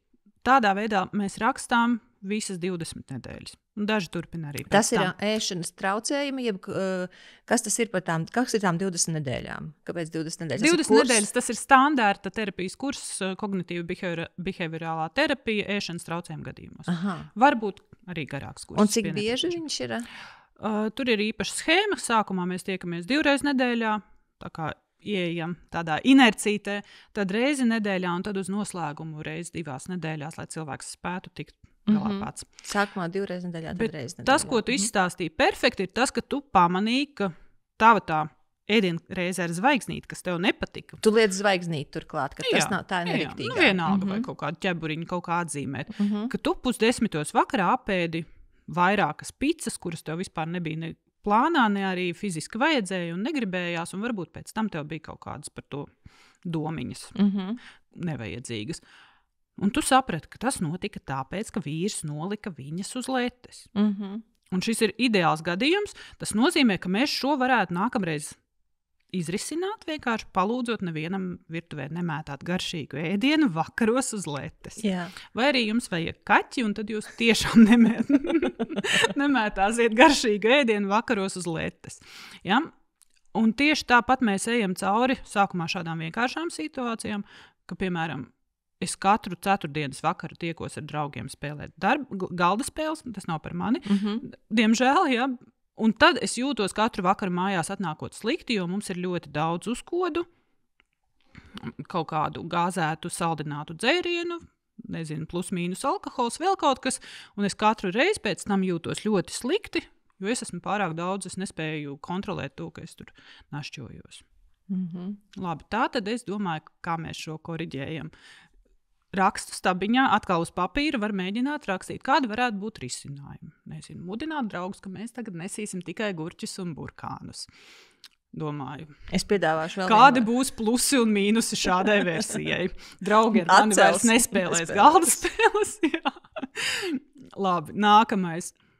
Ka es nezinu, starp katru našķošanos tur dzeršu 2 glāzes ūdens. Plusi un mīnusi. Es visu laiku būšu toaletē, neko nevarēšu paspēlēt. Jā. Un tā ejam cauri. Kāds tavs risinājums? Nē, manējais bija saistībā ar to, tad mana vājā vieta ir, ja es atbraucu uz Latviju. Man visi mani foršie ieradumi aiziet totālā ķīselī. Un tad viena no problēmām savulaik bija, ka man nāca vai viesi vai draugi ar gardumiem visādiem. Un tad tas, ko es zināju, ja man atkal uzdāvina gardums, es sameklēju pirmo, kas pagadās pa ceļam, un es vienkārši lūdzu, te šokolādes kaste vai vēl kaut kas tāds. Un, lai gan man iekšā, protams, ir tas rēķinātājs, bet es taču varētu to aizvest mammai. Vai es to varētu pārvest mājās bērniem. Viena kaste nav sasniegusi adresātu, jo es viņus vienkārši pēc tam esmu kaut kur pat arī izēdus. Un tāpēc tas ir tā kā iedibināts likums, kur es nedrīkstu padomāt, vai es ar šo kasti darīšu kaut ko citu. Tas ir tā, ja man uzdāvināja, pirmais pretimnācējs, lūdzu, te ir gardumi. Ja tev nedara atdot kādam citam, bet ja es atstāšu to, ka es varētu kādam uzdāvināt, es varētu arī neuzdāvināt. Un es mierīgi viņu izēdīšu bez problēmām. Tieši tā, un tad mēs meklējam tādus ļoti praktiskos risinājumus. Neieejot emocijās, atrodam to, kas der un daram. Gribu iet uz galda spēlēm, tad es izdomāšu to variantu, kurš man patīk vislabāk. Ka iespējams es ar sevi sarunāšu, ka es izvēlēšos 2 našķus, kas man šķiet visgaršīgākie tajā vakarā. Ēdīšu tos, tā lai nav tur tās miljonas garšīgas pāplika, mēs varam turpināt bezgalīgi. Nākamnedēļ es ēdīšu citus 2. Vienalga, kaulēšos, izdomāšu ar sevi, kā šo risināt. Nāk ģimene tieši tāpat sadāvina visādus, sanes uz galda mums te kopgaldam. Viņi ies prom, es katram pa kastītē iešķiepšu līdzi, man paliks tur, vakariņām un nākamajām brokastīm. Jā, man liekas tā iešķiepšana līdzi, un atkal jau ieslēdzās jau tas rēķinātājs, bet rītā man to kūkas gabalu gribēsies, un tas ir, es nedrīkstu domāt par to, kas būs rītā, jo tas kūkas gabals jebkurā gadījumā rītdien nesagaidīs, lai gan es sev saku, ka sagaidīs, bet nesagaidīs, un tad tas ir tā kā ātri vīramātei, paņem līdzi, lūdzu. Man tas sagādās prieku, tu paņem līdzi, pat ja es gribētu to kūku paturēt. Es viņai saku, nē, lūdzu, ņem līdzi. Un tad, kad man pat gribās to kūku, vienkārši viņa vairs nav pieejama. Jā. Un tas ir tāds ļoti, pirmkārt, apzināts un praktisks risinājums, ko tu kaut ko izdari. Tu jūties pēc tam ļoti labi par to, ka tev tas ir izdevies šādi to visu nomenedžēt.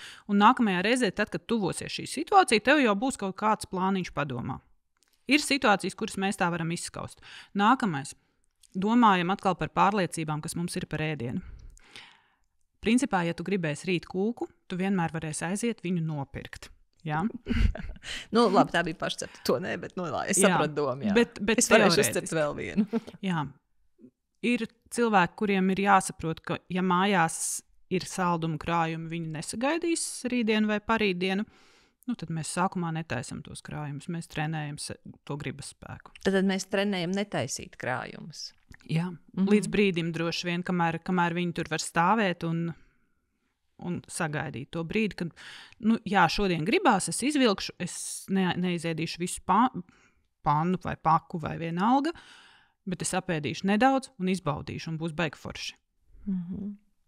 Man strādāt ar pārliecībām. Es tev iedošu vienu piemēru, cerībā, nevis tāpēc, ka man vajag padalīties ar tevi tajā piemērā, bet es ceru, ka tu mums parādīsi vēl līdzīgas lietas vai ar taviem pacientiem vai no tavas dzīves vienalga. Tātad viena no manām bīstamajām lietām, es esmu ģimenes pārtikas sagādnieks, un ir reizes, kad es varu aizbraukt tikai vakarā pēc darba. Kā es teicu, es vakariņas neēdu. Un es zinu, ka man ir jābrauc iepirkties uzreiz pēc tam, kad es esmu launagu pēdusi. Man uzreiz ir jābrauc iepirkties, es sekošu sārakstam, viss būs ļoti forši. Un ir reize, kad es nepaspēju aizbraukt uzreiz pēc launaga, un es aizbraucu vēlāk. Un tā ir, diemžēl, bijusi tā diena, ko es pat neesmu laicīgi piefiksējis, kad man šodien bija laika maz salīdzinoši paēst, vai arī es neesmu tik pilnvērtīgi ēdienu ēdusi. Un tad man ienāk prātā, bet es jau esmu tajā apkaimē, kur ir tas veikals, man vēl jāiet tur vēl vienā citā veikalā un tā. Un sanāk, es esmu vēl tā kā vairāk iztērējusi savu enerģiju. Un tas pēdējais veikals ir dārza preču veikals, kur stāv zefīri pie kases. Un man tajā dārza preču veiklā viņiem ir ļoti labi milti, milzīgos daudzumos, tieši tā kā man vajag. Un es ar savām 4-5 kilogramīgajām miltu pakām tur stāvu un tur ir tie zefīri. Es tikai bišķiņi, es aizvedīšu bērniem.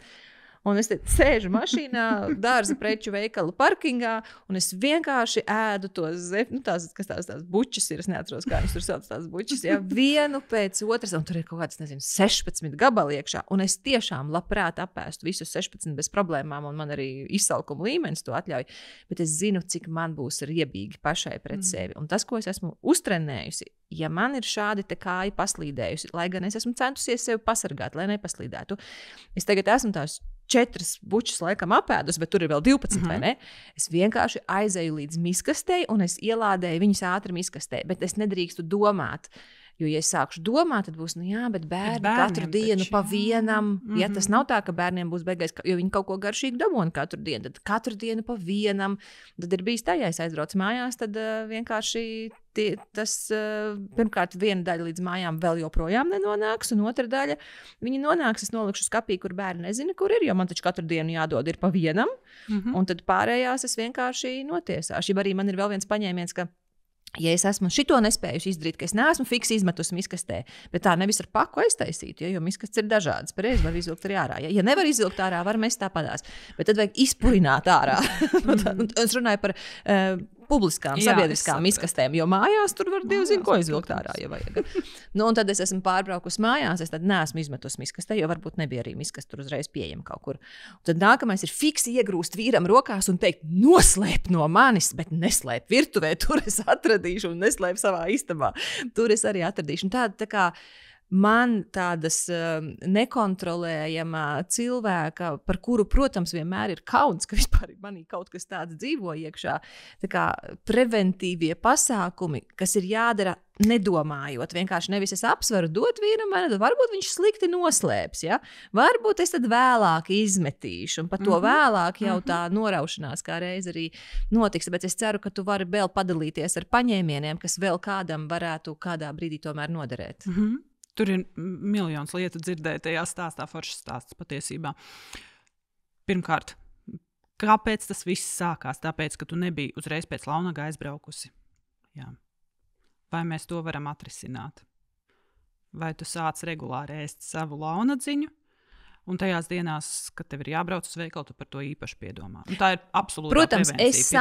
Protams, es samazinu, lai tas notiktu pēc iespējas retāk, bet dzīve ir dzīve, un būs, kad man, diemžēl, atkal šādi te gadīsies, ka es nebūšu pēdus un aizbraukusi. Labi, atkal normalizējam, ka mums katram reizēm gadās. Jā. Tas ir viens. Otrs, ja ir cilvēkam tā gadās katru dienu, līdzvērtīgas situācijas. Un tad, ja pāris reizes nedēļā izdosies, ka negadās, tas jau ir daudz. Un tā mēs pamazām mainām. Nākamais. Izlaist dārza preču veikalu.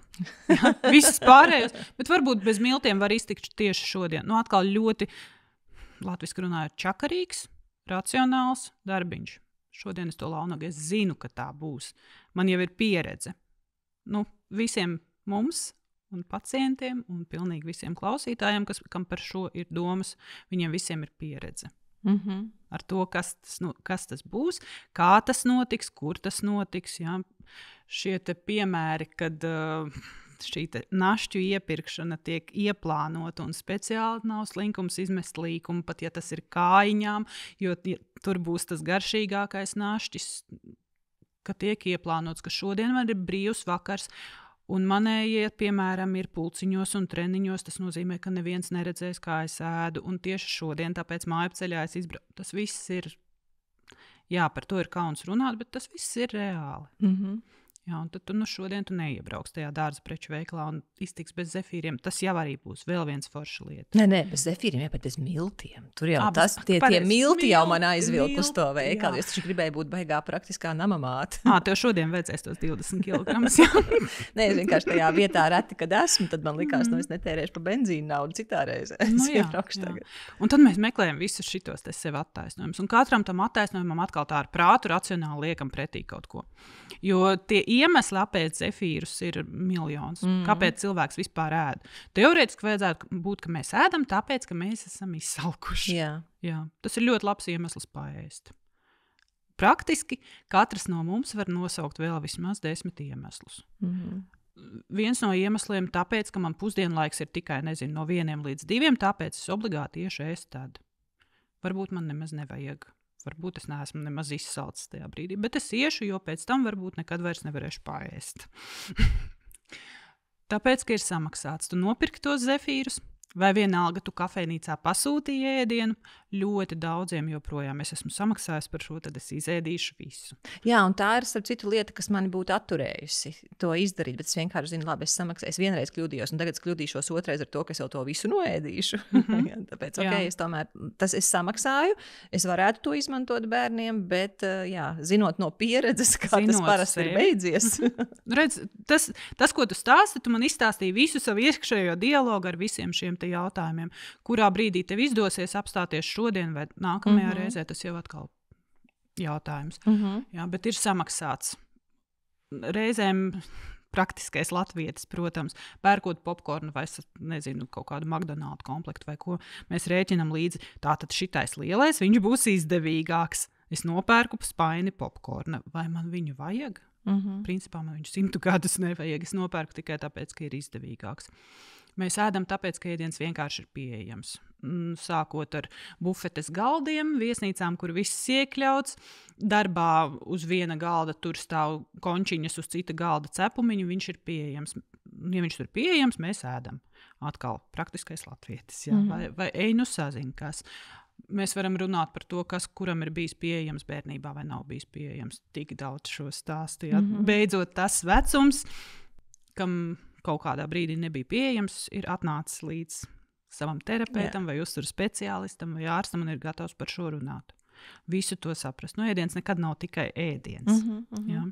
Un tas, ko bērnībā, kas mums tur sildīja un garšoja un iepriecināja, un tas turpina sildīt un garšot un iepriecināt tik dziļi zemapziņā, ka tas turpinās. Kāpēc mēs vēl ēdam?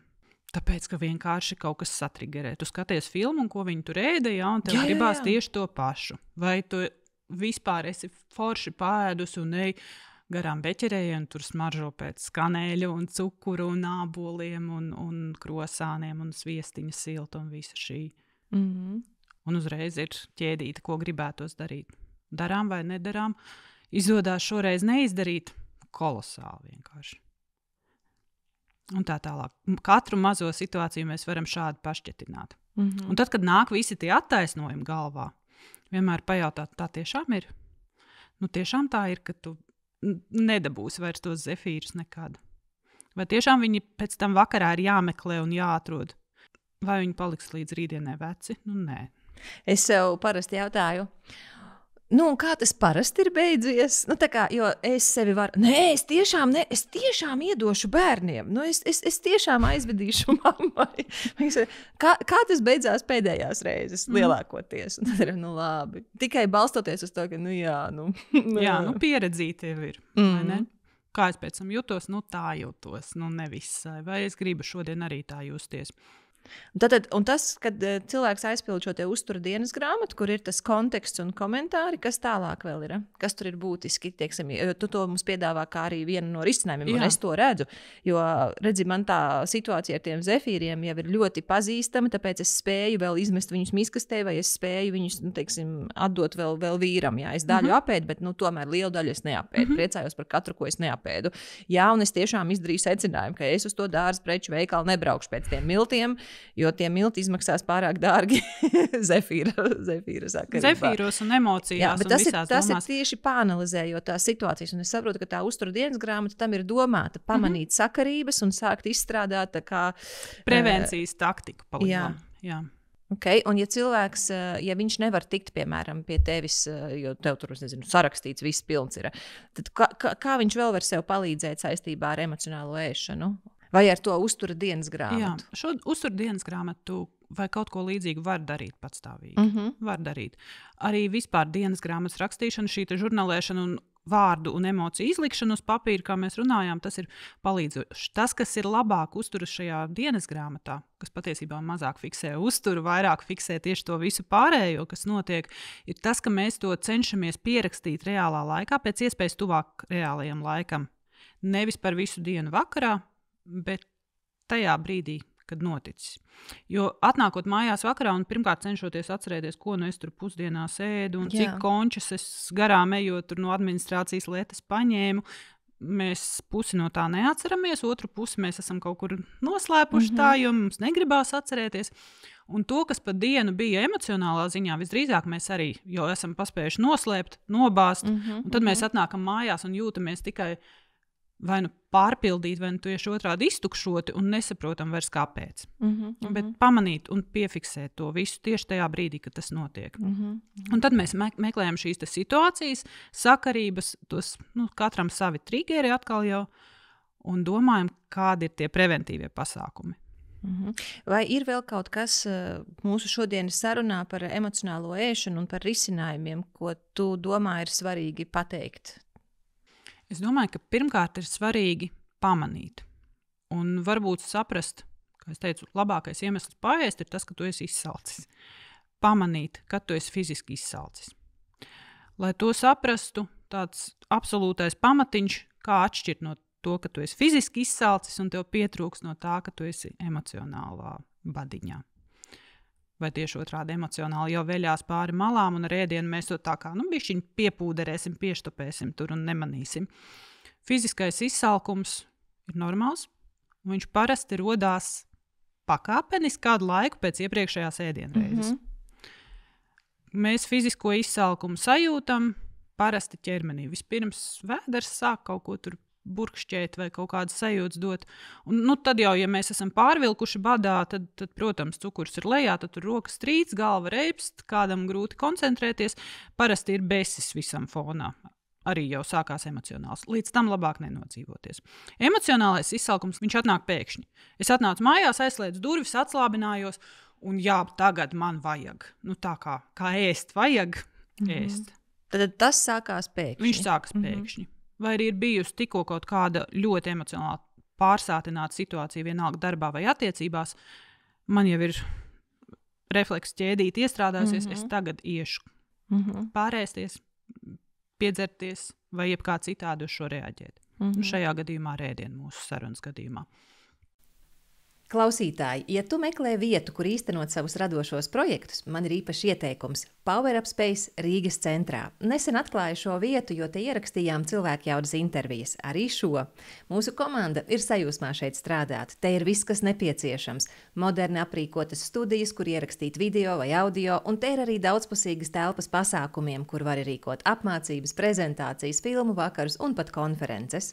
Man īpaši patīk, ka te apvienota funkcionāla vide ar estētiku, un no telpām paveras brīnišķīgi skati uz Rīgu. Visa komanda ir atsaucīga un profesionāla. Kad tu izmanto Power Up Space pakalpojumus, tu palīdzi šīs studijas misijā, kas ir atbalstīt apdraudētus žurnālistus trimdā un atbalstīt sabiedrībā noderīgus projektus, ieskaitot cilvēkjaudu. Apmeklē powerupspace.eu un piesakies iepazīšanās tūrei. Es un cilvēkjauda atgriezīsimies te vēl, jo tā ir mūsu pirmā izvēle nākamajiem projektiem. powerupspace.eu. Tālāk, tad, kad tu esi fiziski izsalcis, tev prasās ēdienu. Tad, kad tu esi emocionālā badiņā, tev prasās parasti kaut ko ļoti konkrētu. Jā. Un tur atkal, vai nu tā ir tava asociācija, nezinu, ka omītes krāsnī ceptie kartupeļi saistās ar to, ka es esmu mīlēta, aprūpēta un siltumā un vispār viss ir ļoti forši, vai arī man saistās, ka es esmu, nolikusi eksāmenu vai kaut ko labu izdarījusi, un tad es eju cauri kūkotavu, eklērotavu, vai, piemēram, mēs braucam ģimenes brīvdienās, un ir tā sajūta, ka būs nedēļa 2 atpūtas. Tas nozīmē, ka ir jāiebrauc McDonaldā, jo tas ar to saistās. Ja? Katram savas tās asociācijas, katram savi piemēri. Respektīvi, kārojās kaut ko ļoti konkrētu. Kā vēl mēģināt atšķirt? Tad, kad mēs fiziski esam izsalkuši un ēdam, atnāk sāts. Tad, kad mēs cenšamies apslāpēt emocijas ar ēdienu, sāts neatnāk. Un tas ir tas, ko tu teici iepriekš par, ja ir dažādas garšas. Ja? Tur ir saldumiņš, tur ir sāļumiņš, treknumiņš un tā, kad man ir tā plate tā dažādība. Tu teici, tur pārēšanās ir garantēta, tur vienkārši nav apstāšanās. Un tad tas, ja es vēl to savienoju, šo te emocionālo ēšanu, ka man jau gribās kaut ko noslāpēt, un tur vēl ir garšas, tad tas ir sliktākā kombinācija, kāds var iedomāties. Kāpēc tu nevari noslāpēt emocijas ar ēdienu? Tāpēc, ka tur nav sakara pēc būtības. fizioloģiski jau tur sakara īsti nav. Jā, tu nedaudz pamaini tur tos hormonus uz to brīdi, bet emocija un tas stress, viņš jau nekur nepazūd. Tad tas, kas notiek, ir, ja es ēdu vēl, un ēdu vēl, un ēdu vēl, tas ir tāpēc, ka es nerisinu īsto problēmu. Nav runa par to, ka es esmu, tas izskaidro, kāpēc es māsai izēdu veselu pannu no rēdienu, ko viņa man bija sataisījusi aizvakardien, es aizgāju mājās. Tā bija diena, kad es biju tieši agri cēlusies, lai atlidotu uz Latviju. Es biju praktiski ļoti minimāli ēdus. Es biju paņēmusi lietas līdzi, bet es vienkārši nepaspēju starp daudzajām intervijām. Un es aizēju mājās, un māsa saka, es tev uztaisīju siltu ēdienu. Viņa ir uztaisījusi to, kas man ir labs, tas siltais ēdiens. Jā, tur kaut kāds grūbas un dārzeņi un viss, un tad siers vēl un krējums, un super vienkārši. Es tev uztaisīju tā, lai tev rītā ir ko līdzi paņemt. Lieliski, es skatos tā panna liels, domāju, mums tur 3 dienas ir ko līdzi paņemt. Un es nepārspīlēju, es tā vakar laikā izēdu visu to pannu. Māsai arī bija liels acis, un man bija liels acis, kāds ir iespējams. Un es gribēju vēl ēst, un pēc tam viņa vēl ar želē konfektēm uzcienāja. Es arī tās visas vēl apēdu. Bet tagad, skatoties atpakaļ, es saprotu, kāpēc tas notika. Jo man bija tik milzīgs pārgurums un arī tik liels stress, jo šajā reizē man bija grūti braukt projām no bērniem. Es gribēju būt savās intervijās noteikti, bet man ļoti gribējās palikt ar ģimeni un tas pārgurums un viss. Un sanāk, ka es to daudzumu varēju apēst. Es nebiju pārēdusies, paldies Dievam, bet es tiešām to daudzumu varēju apēst tieši tāpēc, ka es centos noslāpēt kaut ko pavisam citu, nekā kur bija īstā problēma. Jā, un mēs nonākam atkal pie tā paša teikuma, ar ko es sāku, ka ja mēs tās emocijas visas varētu izjust, izreaģēt citādāk kaut kā, tad mums nevajadzētu emocionāli ēst. Liels tev paldies par šo skaidrojumu, ka fizisks izsalkums ir tas, kuru mēs remdēsim, un savukārt emocionāls izsalkums ir tas, emocionālās ēšanas izsalkums ir tas, kuru nav iespējams. Ar ēdienu nekādi notušēt, jā. Mēs ēdam līdz esam pilni, līdz mums ir grūti, līdz mums spiež un nelabi. Vai arī pašiem riebums pret sevi. Es neesmu cilvēks, kurš pārēdās. Man ir likums, nezinu, man bija ļoti bīstama diagnoze, es biju uz izstādi par ķermeni, un tur bija arī ilgdzīvotāju blakus izstāde, kur bija skaidrots par ēšanu, un blakus ir vēža visādi paraugi, un tad vēzis arī viena no lietām, kas barojās, ir, ja mēs nepareizi ēdam un tā. Un tad tas, ko es toreiz pieņēmu par lēmumu, jo tu redz visus tos vēža paraugus, un es saprotu, ka man arī varētu būt viens no tiem vēžiem, un tad tas bija tik spēcīgi iespēdies manas smadzenēs, ka man ir likums, ka es nepārēdos. Bet es ēdu tik, cik ir līdz tam pārēšanās līmenim, kas joprojām ir traucējoši. Man nav tik daudz tā ēdiena vajadzīga. Tā kā sanāk, ka emocionālā ēšana var būt arī pat, ja es nepārēdos. Jā, jo katram tas traucējošais jau ir citādāks. Kāds ir pieredzes dzīvot super striktos rāmjos un apēdot dienā 1,5 banānu, nevis 1 kā līdz šim, viņam būs tieši tikpat milzīga gūzma, kauna, emociju un visādi sirdsapziņas pārmetumu un sevis šaustīšanas, kā tam, kurš izēd 2 lielos saldējumus un vēl pēc tam ciečāvēto vistu pa virsu, lai varētu vēl kaut kādu našķīti uzkost. Mums katram ir sava mēraukla. Kā tev, doktori, var atrast cilvēki, kuri grib nākt pie tevis konsultēties, ja vispār vēl ir tāda iespēja? Iespēja vienmēr ir, iespējas ir jāmeklē, un Vivendi centrā mani noteikti var atrast. Doktora Laila Siliņa. Jā, uztur speciālists, un var meklēt arī Panacea Pro klīnikā. Panacea Pro. Tas mums būs tagad jāsameklē un jāpievieno. Iepriekšējā reizē mums nebija, man šķiet, tādas iespējas. Vai mūsu sarunas noslēgumā ir vēl kaut kas svarīgs, ko tu gribi cilvēkiem pateikt saistībā ar emocionālo ēšanu? Es esmu ļoti pateicīga par tevis pastāstītajām lietām. Pirmkārt, par sociālo. Ja, cik būtiski ir tieši tas sociālais konteksts. Nevis, ka man bērni ir mājās un man jau ir ar ko socializēties, bet ka man tiešām vajag piezvanīt tai draudzenei un teikt, klausies, uzklausi mani, man vajag vienkārši izventilēties. Vai ka draudzene var piezvanīt man un teikt, man vajag izventilēties. Tas bija ļoti būtiski. Tad tas, ko tu pateici, ja ir šī te garšu dažādība, tā ir recepte tam, ka es tiešām ēdīšu daudz vairāk, jo tad es apēdīšu, kā teicu, apēdu kaut ko saldu, tad es uzēdu vistiņu, lai atkal varētu apēst kaut ko saldu, vai ne? Tas ļoti noderīgi ir, un šī te uztura dienas grāmata, lai pamanītu tās kombinācijas, ko es neesmu pamanījusi pirms tam, ļoti, ļoti vērtīgi. Ja ir vēl kas, ko tu gribi sarunas noslēgumā cilvēkiem pateikt par emocionālo ēšanu, tad tagad ir tā iespēja. Jā, es domāju, ka galvenais ir pamanīt. Vārds pamanīt varētu būt viena no atslēgām šeit. Tu pamanīji to, kas ir vērtīgi tev, kāds cits pamanīs kaut ko citu, iespējams to, ko nepamanīju pat es, bet pamanīt. Kā mēs jūtamies, kas mums ir vajadzīgs, kad mums ir sevi jāpabaro un kad mums ir sevi jāsamīļo. Jā, un vēl šķiet man viena lieta, kas tā kā caurskanēja tevis teiktajā, ir tā tas sevis nenosodīšana. Bet tāda, kā tu teici, pamanīt, un tad nākamais ir tā kā ar sapratni izturēties pret sevi, vai ne? Kad kas tad man īstenībā ir vajadzīgs, ja kāpēc tā ir noticis? Nevis izlamā sevi tagad tā, ka tā ir noticis, un tad, lai tā vairs nenotiktu, bet tieši tu pamani, un tad es aizdomājos, kas tad tur bija, un kā tad es sev nākamreiz palīdzēšu. Nevis kā es sev tur nākamreiz tur sasiešu, bet kā es sev tā kā atbalstīšu. Jā, sarunāties sevi kā ar pilnvērtīgu pieaugušu cilvēku. Sirsnīgs paldies. Paldies tev, Laura. Paldies.